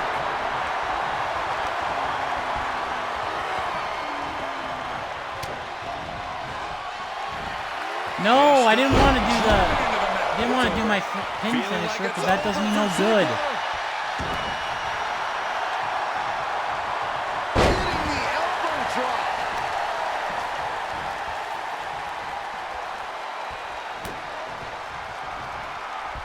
No, I didn't want to do my other... But that's not all. Damn it. Lariat, what a combination. Dolph shaky. The end of the track for him could be near. Yeah, well, it's not going to be Danhausen winning, so there's that. And the official calls it. Thankfully, They it's cannot over. fight any longer. Here is your winner, Furious. But, yeah, Danhausen isn't going to win. Hell, he probably won't even get a punch in knowing his luck on Look, TV. we've seen the show-off fight back from bigger beatings than this. Maybe I'm wrong. Hope I'm wrong.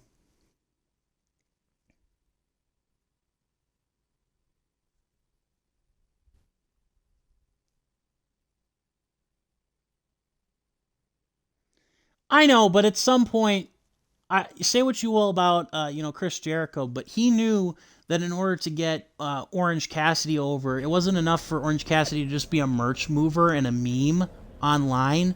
He actually had to win a big match and actually look good while wrestling, and Jericho did that. He put him over twice, and because of that, Orange Cassidy became a household name in AEW.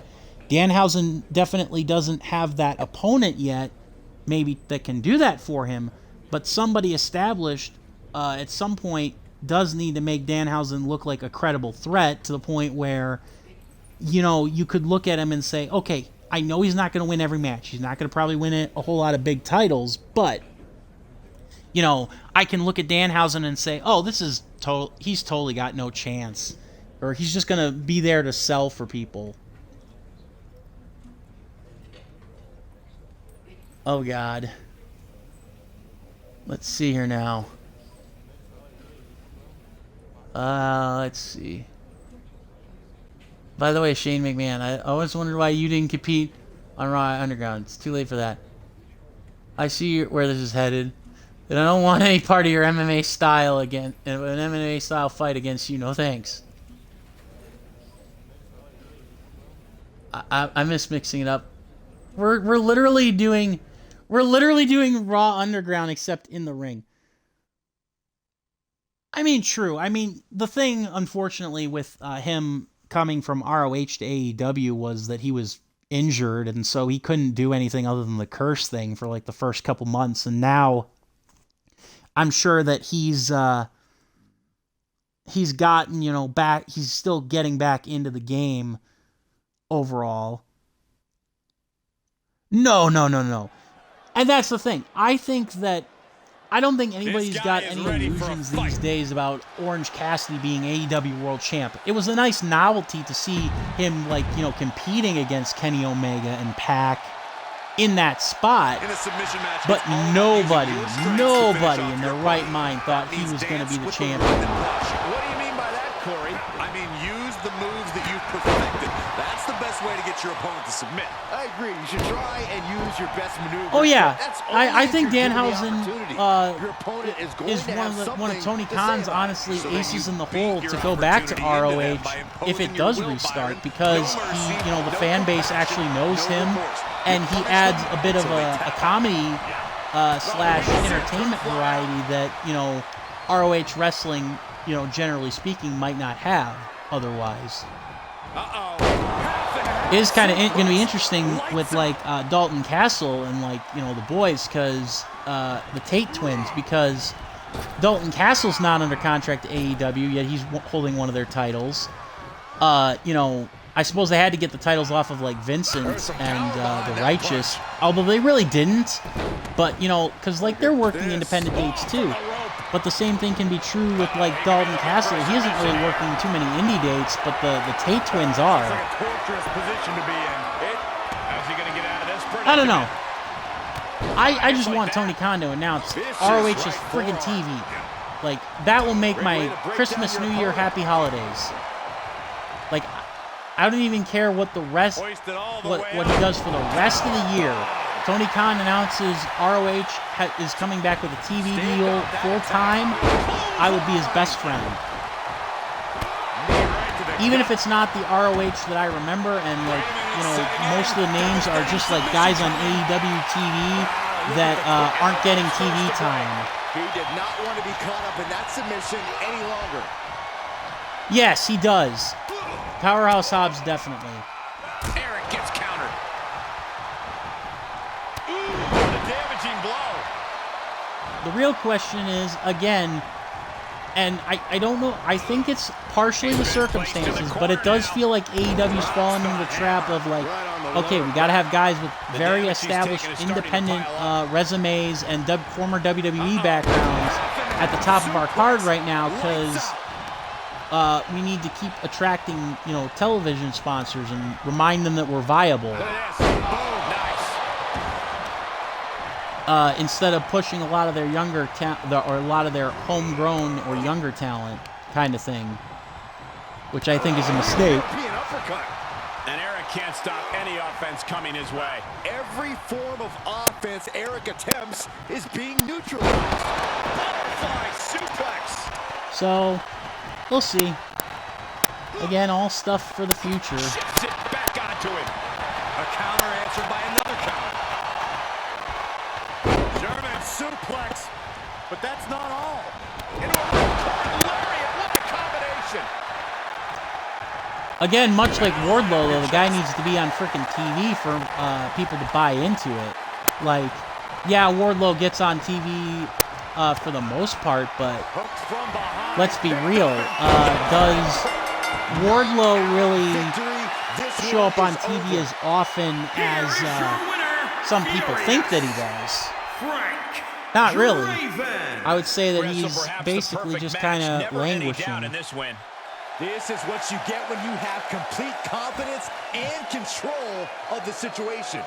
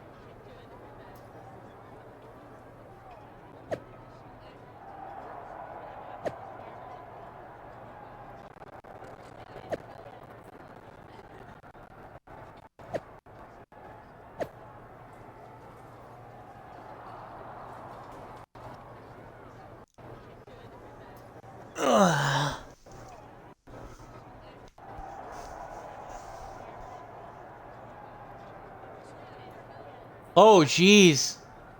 Oh, God. So now I'm going to fight... We're going to fight Shane McMahon. Oh, God.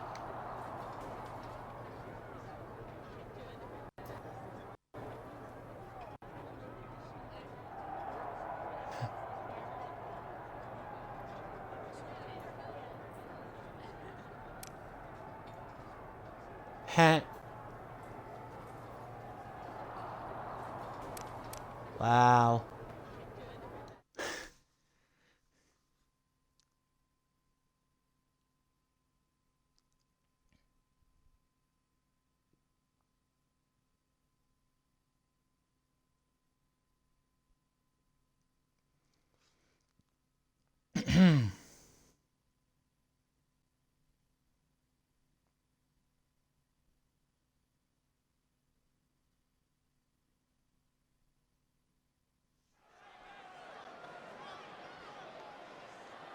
And here comes one of my favorites.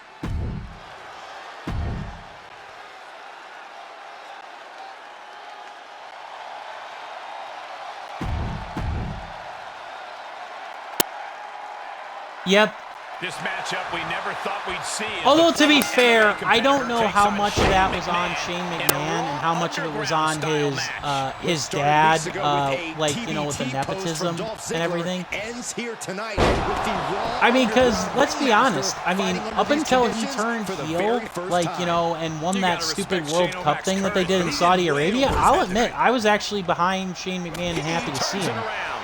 It doesn't hurt that he's got one of the most catchy themes in WWE history. Like, seriously. No escape from these punches. Because, say what you will, I know the McMahons aren't meant to be baby faces, but when Shane McMahon was, in fact, a babyface, when he was on SmackDown running the show there, it was a breath of fresh air. So...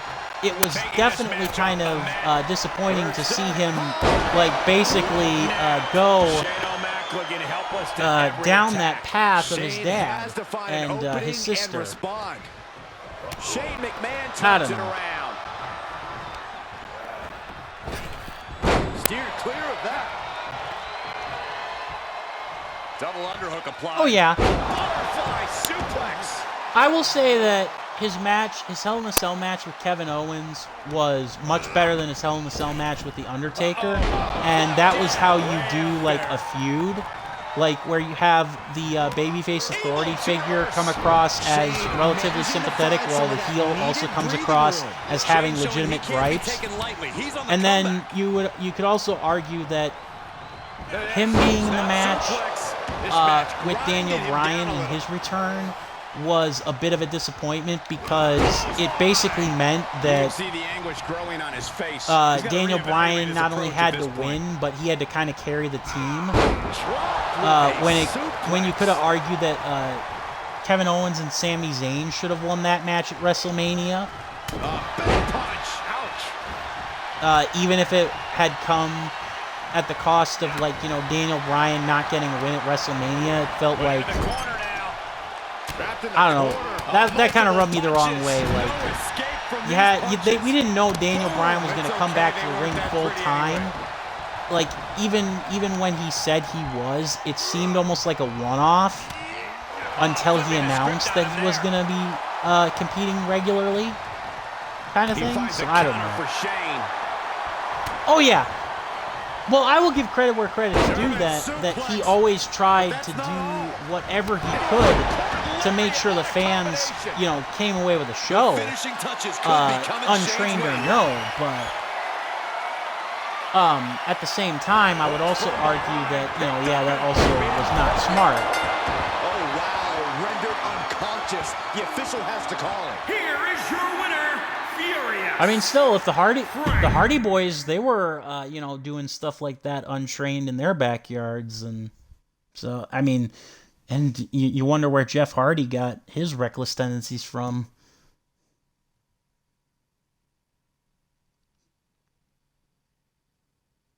I mean, yeah, I know he learned how to wrestle, but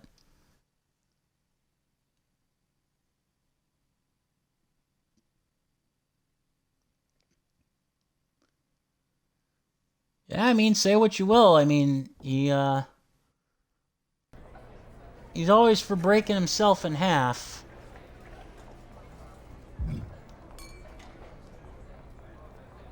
You. Alright. Let's see here now. Oh boy.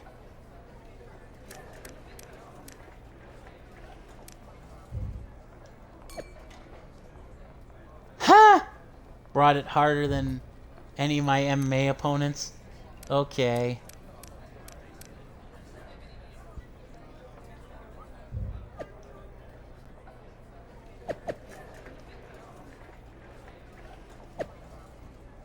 Oh, wow. Really? I never really noticed you.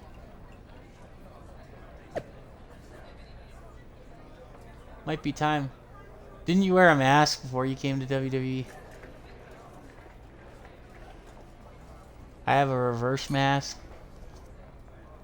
Has to wear the mask of the winner's choice. A chicken mask? Oh yeah, absolutely, definitely. I agree. Let's see here now. I've got better things to do.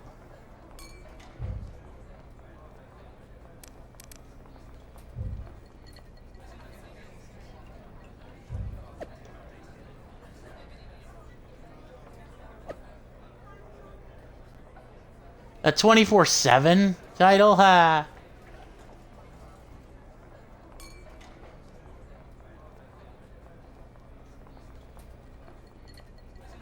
Maybe you need a little goofy down then? No, I'm not going after the 24/7 title. Although, is there an achievement for that? I don't think there is. Hang on here. No, there's no achievement for that. I'm not doing that.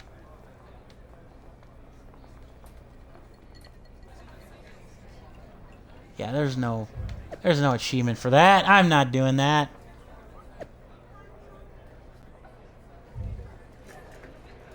Alright.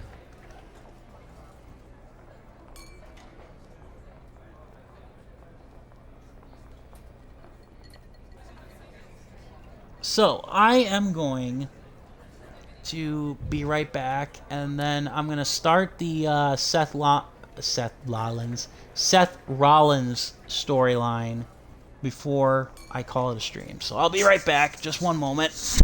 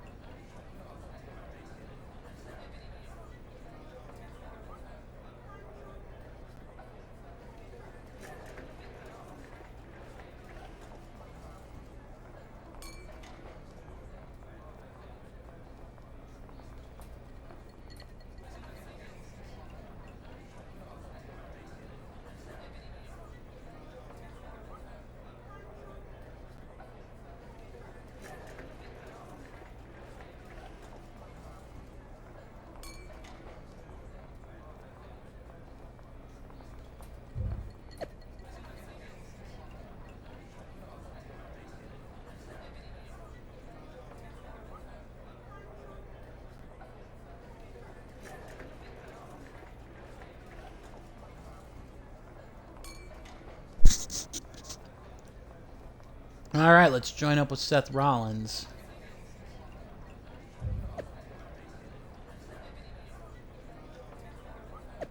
Ali, Theory, and Austin Theory, Seth Rollins, and Buddy Murphy. Oh, okay. Interesting.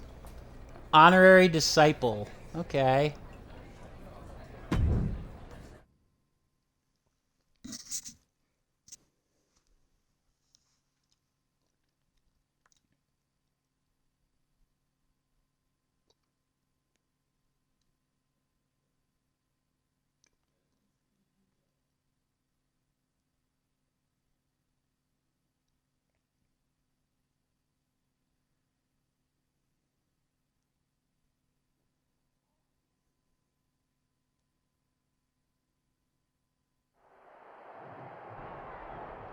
This superstar looks determined tonight. Whoa, from behind. Behold, the most TV time Cedric Alexander has gotten in a video game. Ha, sorry. It looks like we have a brawl in our hand. Although, talk about one thing that apparently Cedric Alexander... Rear European uppercut. I mean, I feel bad for him. He's a talented guy. I'd say go to AEW, but well, his wife, Big Swole, did that, and that didn't work out so good for her, so probably not. Hey, look, a shovel. If I could pick it up, I could bury him. But no, I can't. From the top. That one fails to Don't. land. Missed the mark. Oh, come on. Why would Okay, you stoop then. that low? I could pick something up on here. Whoosh. Really? Wasting absolutely no respect on his opponent. You gotta love it. Wasting no respect? Who says that? DDT. Ooh, treading all over their opponent.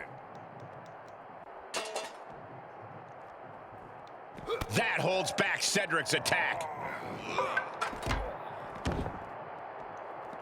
I miss the animations where you could throw, like, people into stuff and, like... Excuse me, it would, lead to all these cool animations. Like, these are so basic and vanilla, like, when you throw them in. Like, when you throw them into stuff. There's no, like, cool, like, wacky animations or stuff. It's so disappointing. Bang! Oh, man. Alexander did his homework. Catching a drop kick. Oh, God. I expected nothing less from Penta. And now there's an opening. Oh! Oh! He avoids the damage. Oh, my goodness. Boom! Able to get out of the way. Oh, and a knee to the face. Elbow drop. I will say that I don't think Keith Lee's quite in back to his physical shape, his physical peak that he was in He reverses it. Evolve or Pro Wrestling Guerrilla, or And that one misses the even mark. at the beginning of his time in NXT, because I think he's still been fighting off like the effects of COVID and whatnot from when he had it, because he still looks a little puffy. And that's not me, like, fat shaming him. That's just me kind of saying that, you know, he kind of does look like he's, like, got to get back into where he was before kind of shape.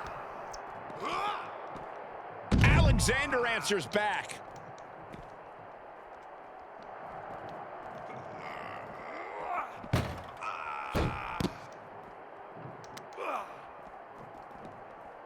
Full Nelson applied.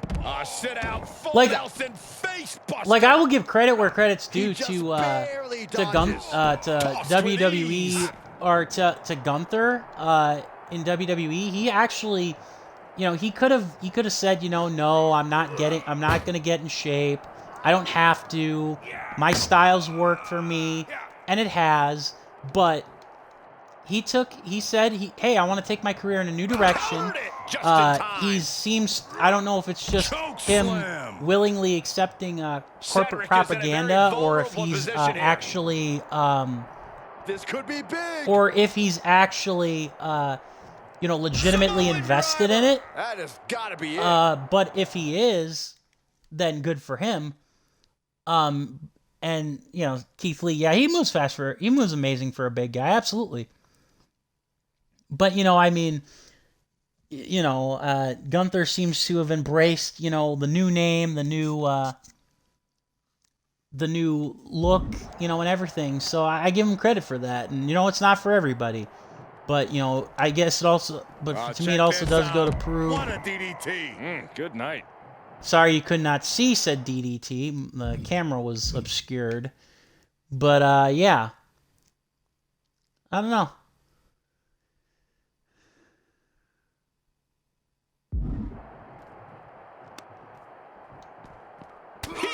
takes control. Yeah, let's get out of the parking garage That area, holds back please. Cedric's attack. Wicked chop block.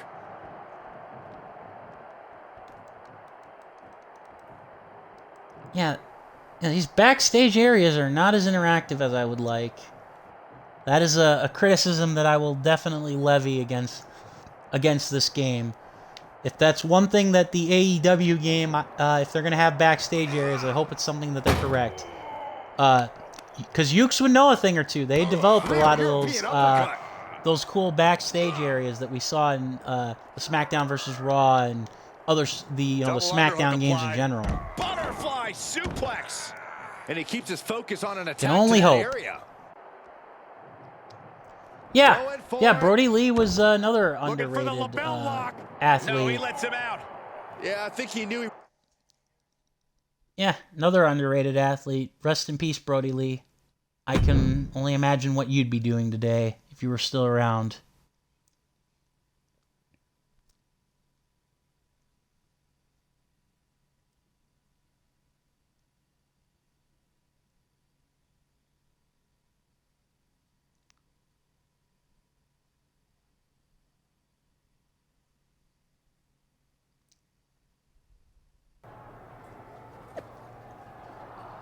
Now, I'm actually trying to remember, though, if this honorary disciple thing actually puts me in that Royal Rumble storyline or not. Because there's a storyline where you have to join up with them, and that leads you to, like, the Royal Rumble and the Universal title. But, yes. So I might not finish this storyline. I actually hope that I'm able to do like some of the other storylines that were on the quote social media feed. So yeah.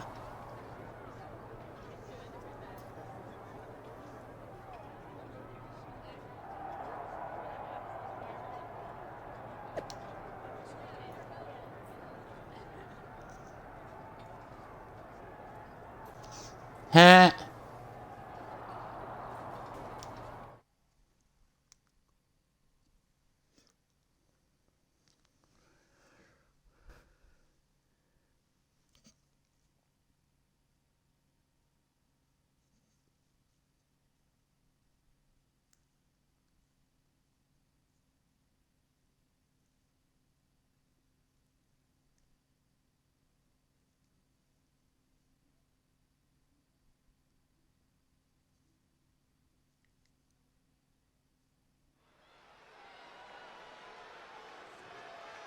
The WWE Universe on their feet.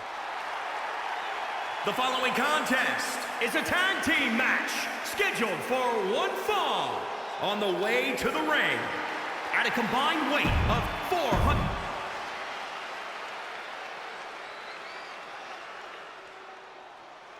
The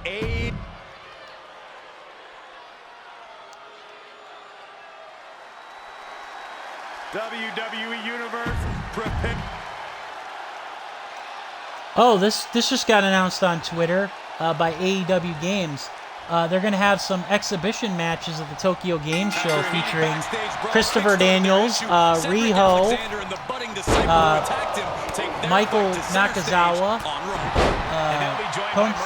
Konsuke Takashita, Yuki Sakazawa, Makia Ito, Chris Brooks, who I actually have no idea who that is, Hikari Noa, Hagane Shino, and Yuki Eno. So a couple of people from New Japan. And apparently Christopher Daniels, if he was in fact, suspended for the fracas, for participating in the whole CM Punk fracas backstage, he apparently got unsuspended to do this. So okay. And same thing with Nakazawa too.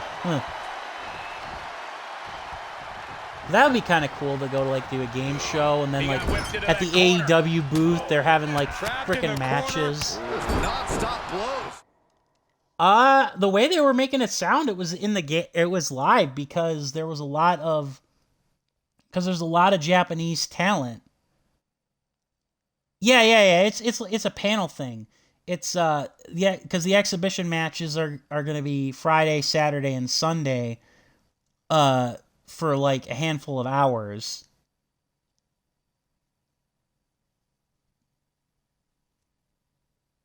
So yeah.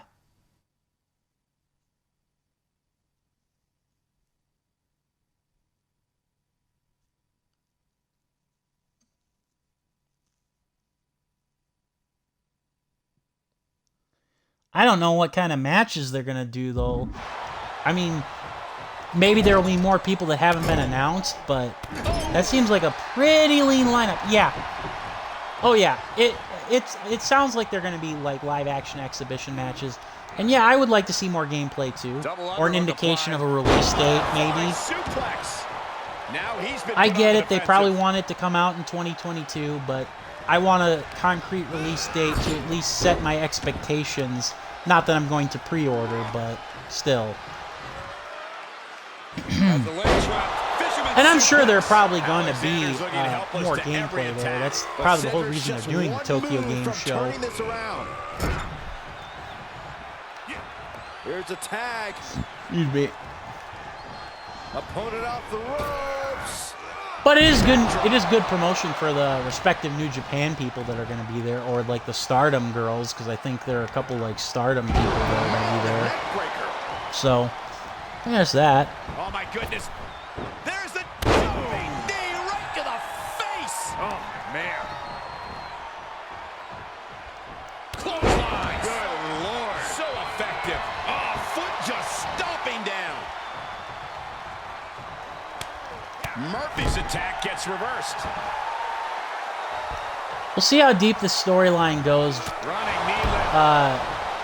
If it like drags on a little bit, then I'll stop in the middle. But if it goes a little quicker, I might finish this storyline before going before calling the stream. Murphy's stringing together some impressive offense now. Murphy's handling his business here, placing them into the corner. Alexander answers Damn it. back. Knew that was coming. For Cedric to get back into this match. Dimensional goo driver. Tag is made.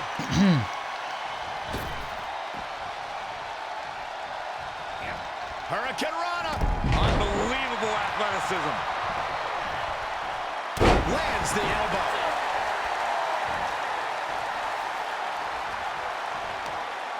Uh-oh. Look at this. Damn, I mean, This has got to be it. Murphy's moveset's pretty damn good.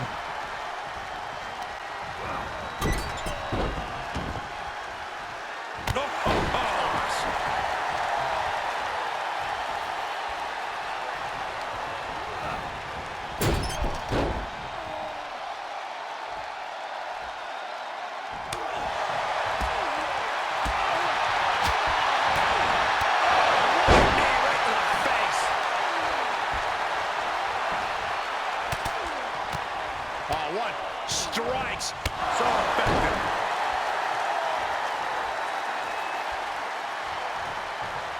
And the cover for the win. 1, 2, no, 2 count. I didn't think we'd see a kick out there. Driving the elbow. Ricochet being grounded for the time being. Ricochet has to bounce back. Murphy gets stifled. Finding a way to slow his opponent's assault down. Now's the Sorry. Itch. Chance for Ricochet to get back into this match. Getting him into the corner.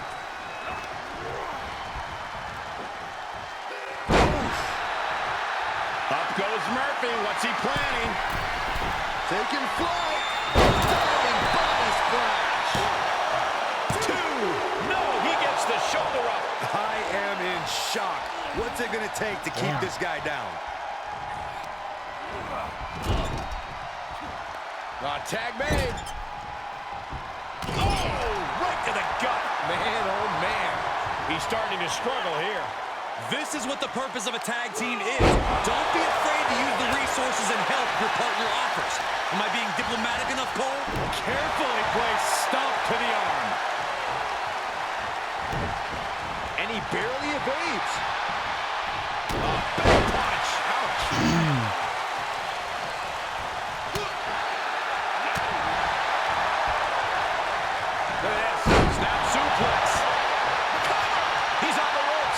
reversal sees it and waves off the pin. And Ricochet adapts. What are we going to see here? Face buster.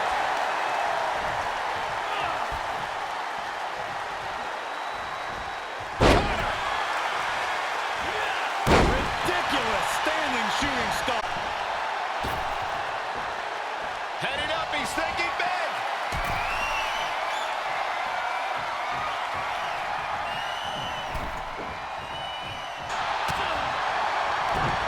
He's got the answer for that one. DDT. He's lost some of his wind now. Come on. No. He may get the 3 count right here. I think so. Kick out before the count. Not quite enough to put him away. Oh, that's going to sting. And he saw that coming from Cedric. Damn it. And another counter. Right to the kidneys from behind. Jumping neck breaker. Ouch. Come on. Clean tag for his partner.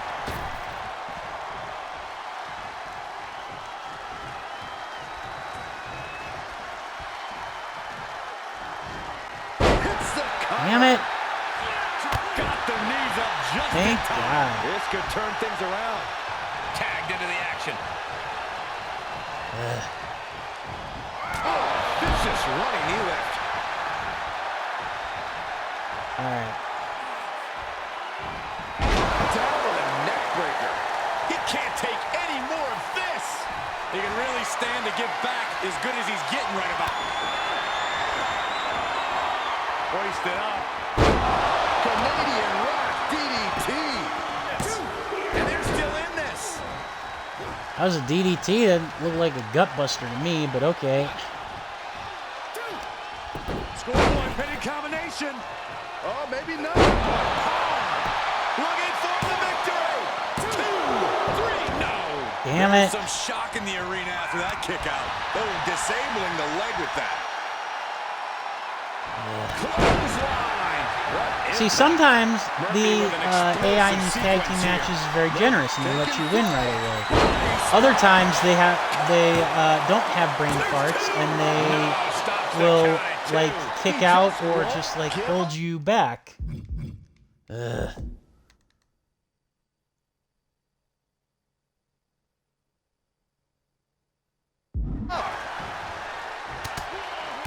Every ounce of the body is a target. Incredible combination. Okay. But he's got it hooked up. Here it comes. Murphy's Law. Nothing Anything that can go wrong will. That is Murphy's Law. 2 count. Hey, yeah, I had a brain fart. Thank you. Here are your winners, Furious, Frank, Draven, and Murphy. 2 great superstars that go great together, and that win is proof. Gives you hope for the future of the tag division. Great tag team action on display, guys.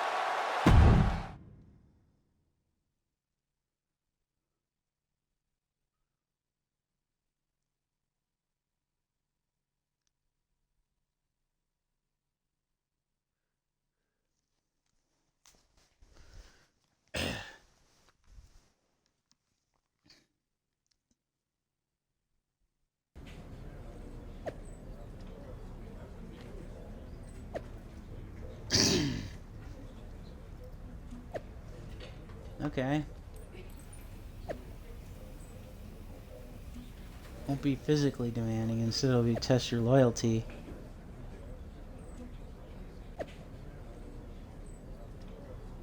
Oh, 3-on-1 handicap match. Hey, for once I'm actually gonna be on the side of on the good side of a 3-on-1 handicap match. Yeah. Well, I mean, recognize the problem now. That's the good news.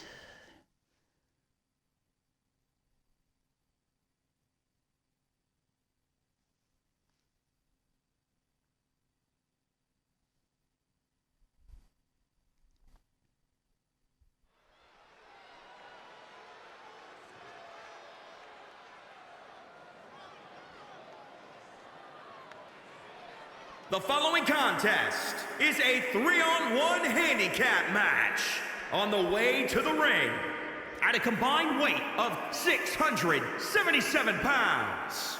Furious, Frank Draven, Austin Theory, and Mustafa Ali.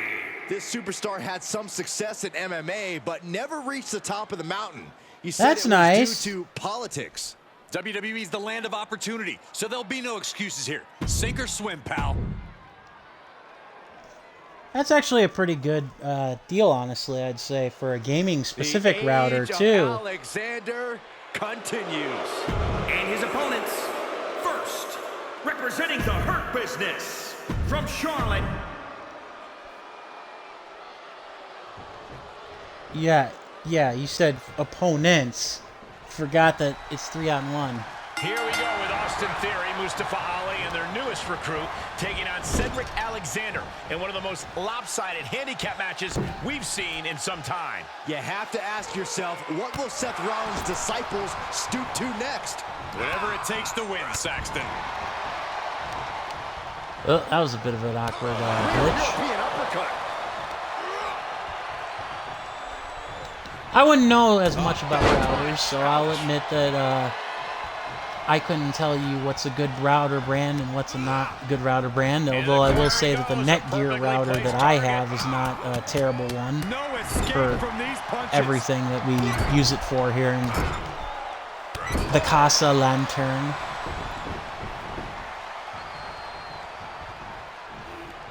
From behind. Snap German suplex.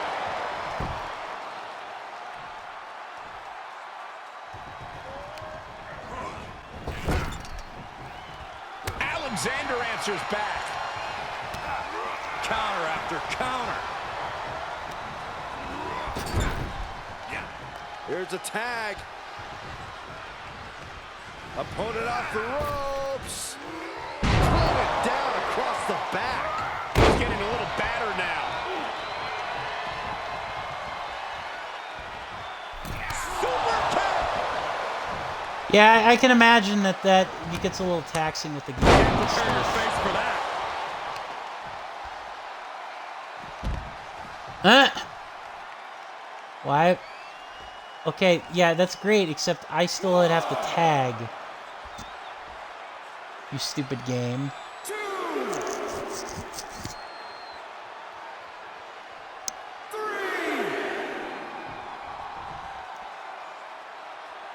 Ha, nice. Thanks, ref. Whoa! And out of the ring Hey! he goes. Whoa! Pendulum backbreaker. Unfortunately, I hope that doesn't cost me the match by disqualification, or give me the win by disqualification. Let's just all take a moment to truly appreciate and embrace his Well, that was lucky, because Lord knows if I had touched a referee like that, I would have been disqualified. Kick out at one. Staying in this one. Yeah, except sometimes not really. And he Video saw that games. coming from Cedric. What a pump kick. I mean, sometimes WWE games are a bit more forgiving with that, like the incidental contact, but he grabbed the freaking referee. There was no incidental nothing. He's looking a little weary now.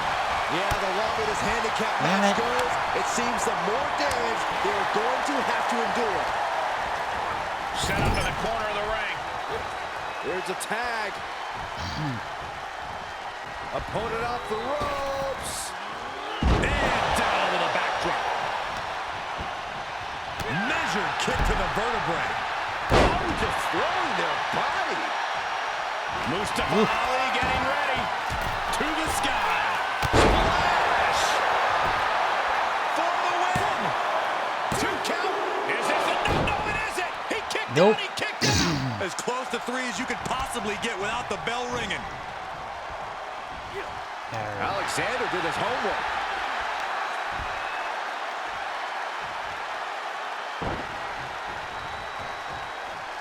Mustafa Ali with the counter. And the electricity of this moment is coursing through his veins. Oh, basement drop kick.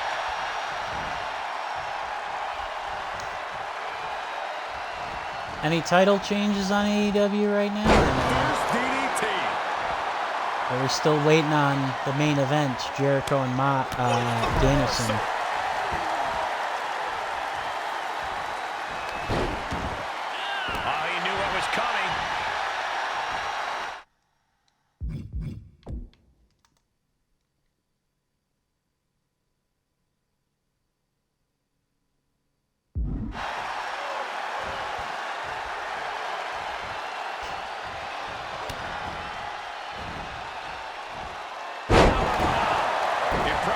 I didn't expect any, but it was. See Ali slowing down anytime soon. Take off. Oh, just completely off target there. Whoops. An absolutely terrible landing ringside. Under the ropes and back into the ring. And more attacks to his core could hinder his offense. Mustafa Ali. 50 counts. For the win. There's two. Wow, he's going to celebrate all night long. Here are your winners, Whew, Furious. that was exhausting. I don't know how we took out Cedric Alexander. Austin Sarcasm, Theory, sarcasm. and Mustafa Ali. A big win and the celebration has begun. You put in the work and good things happen. That's a performance that everybody...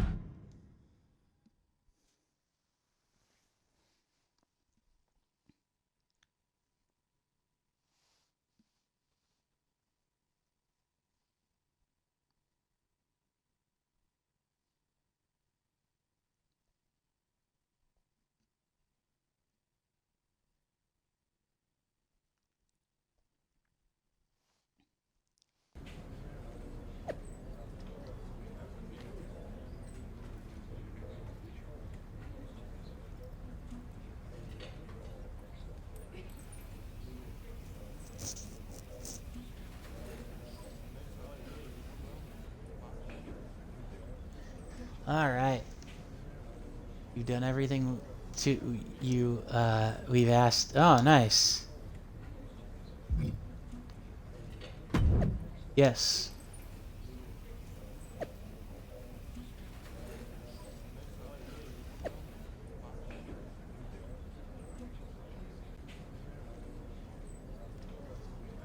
Just keep making the right decisions. Nice.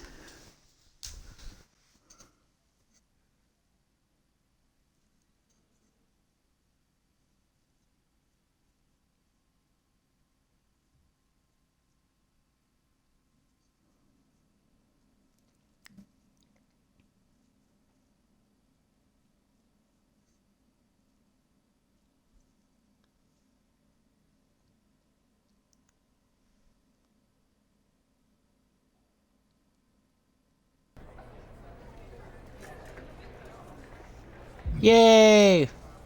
Alright, so we got that done, and I think with that, that is going to be a good place to stop my stream. Made a lot of progress so far. Got back to the Raw brand. Actually, we'll check the social media notifications here and see...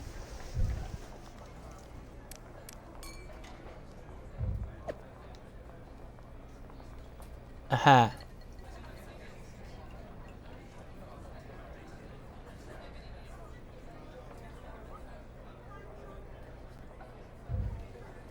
Huh, nice. So, yeah.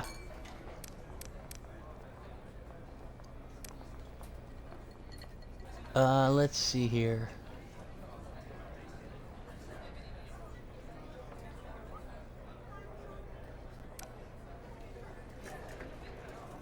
Alright, so yeah, anyways, I am going to call it a stream here. When we come back, we will continue with the Raw brand of stories.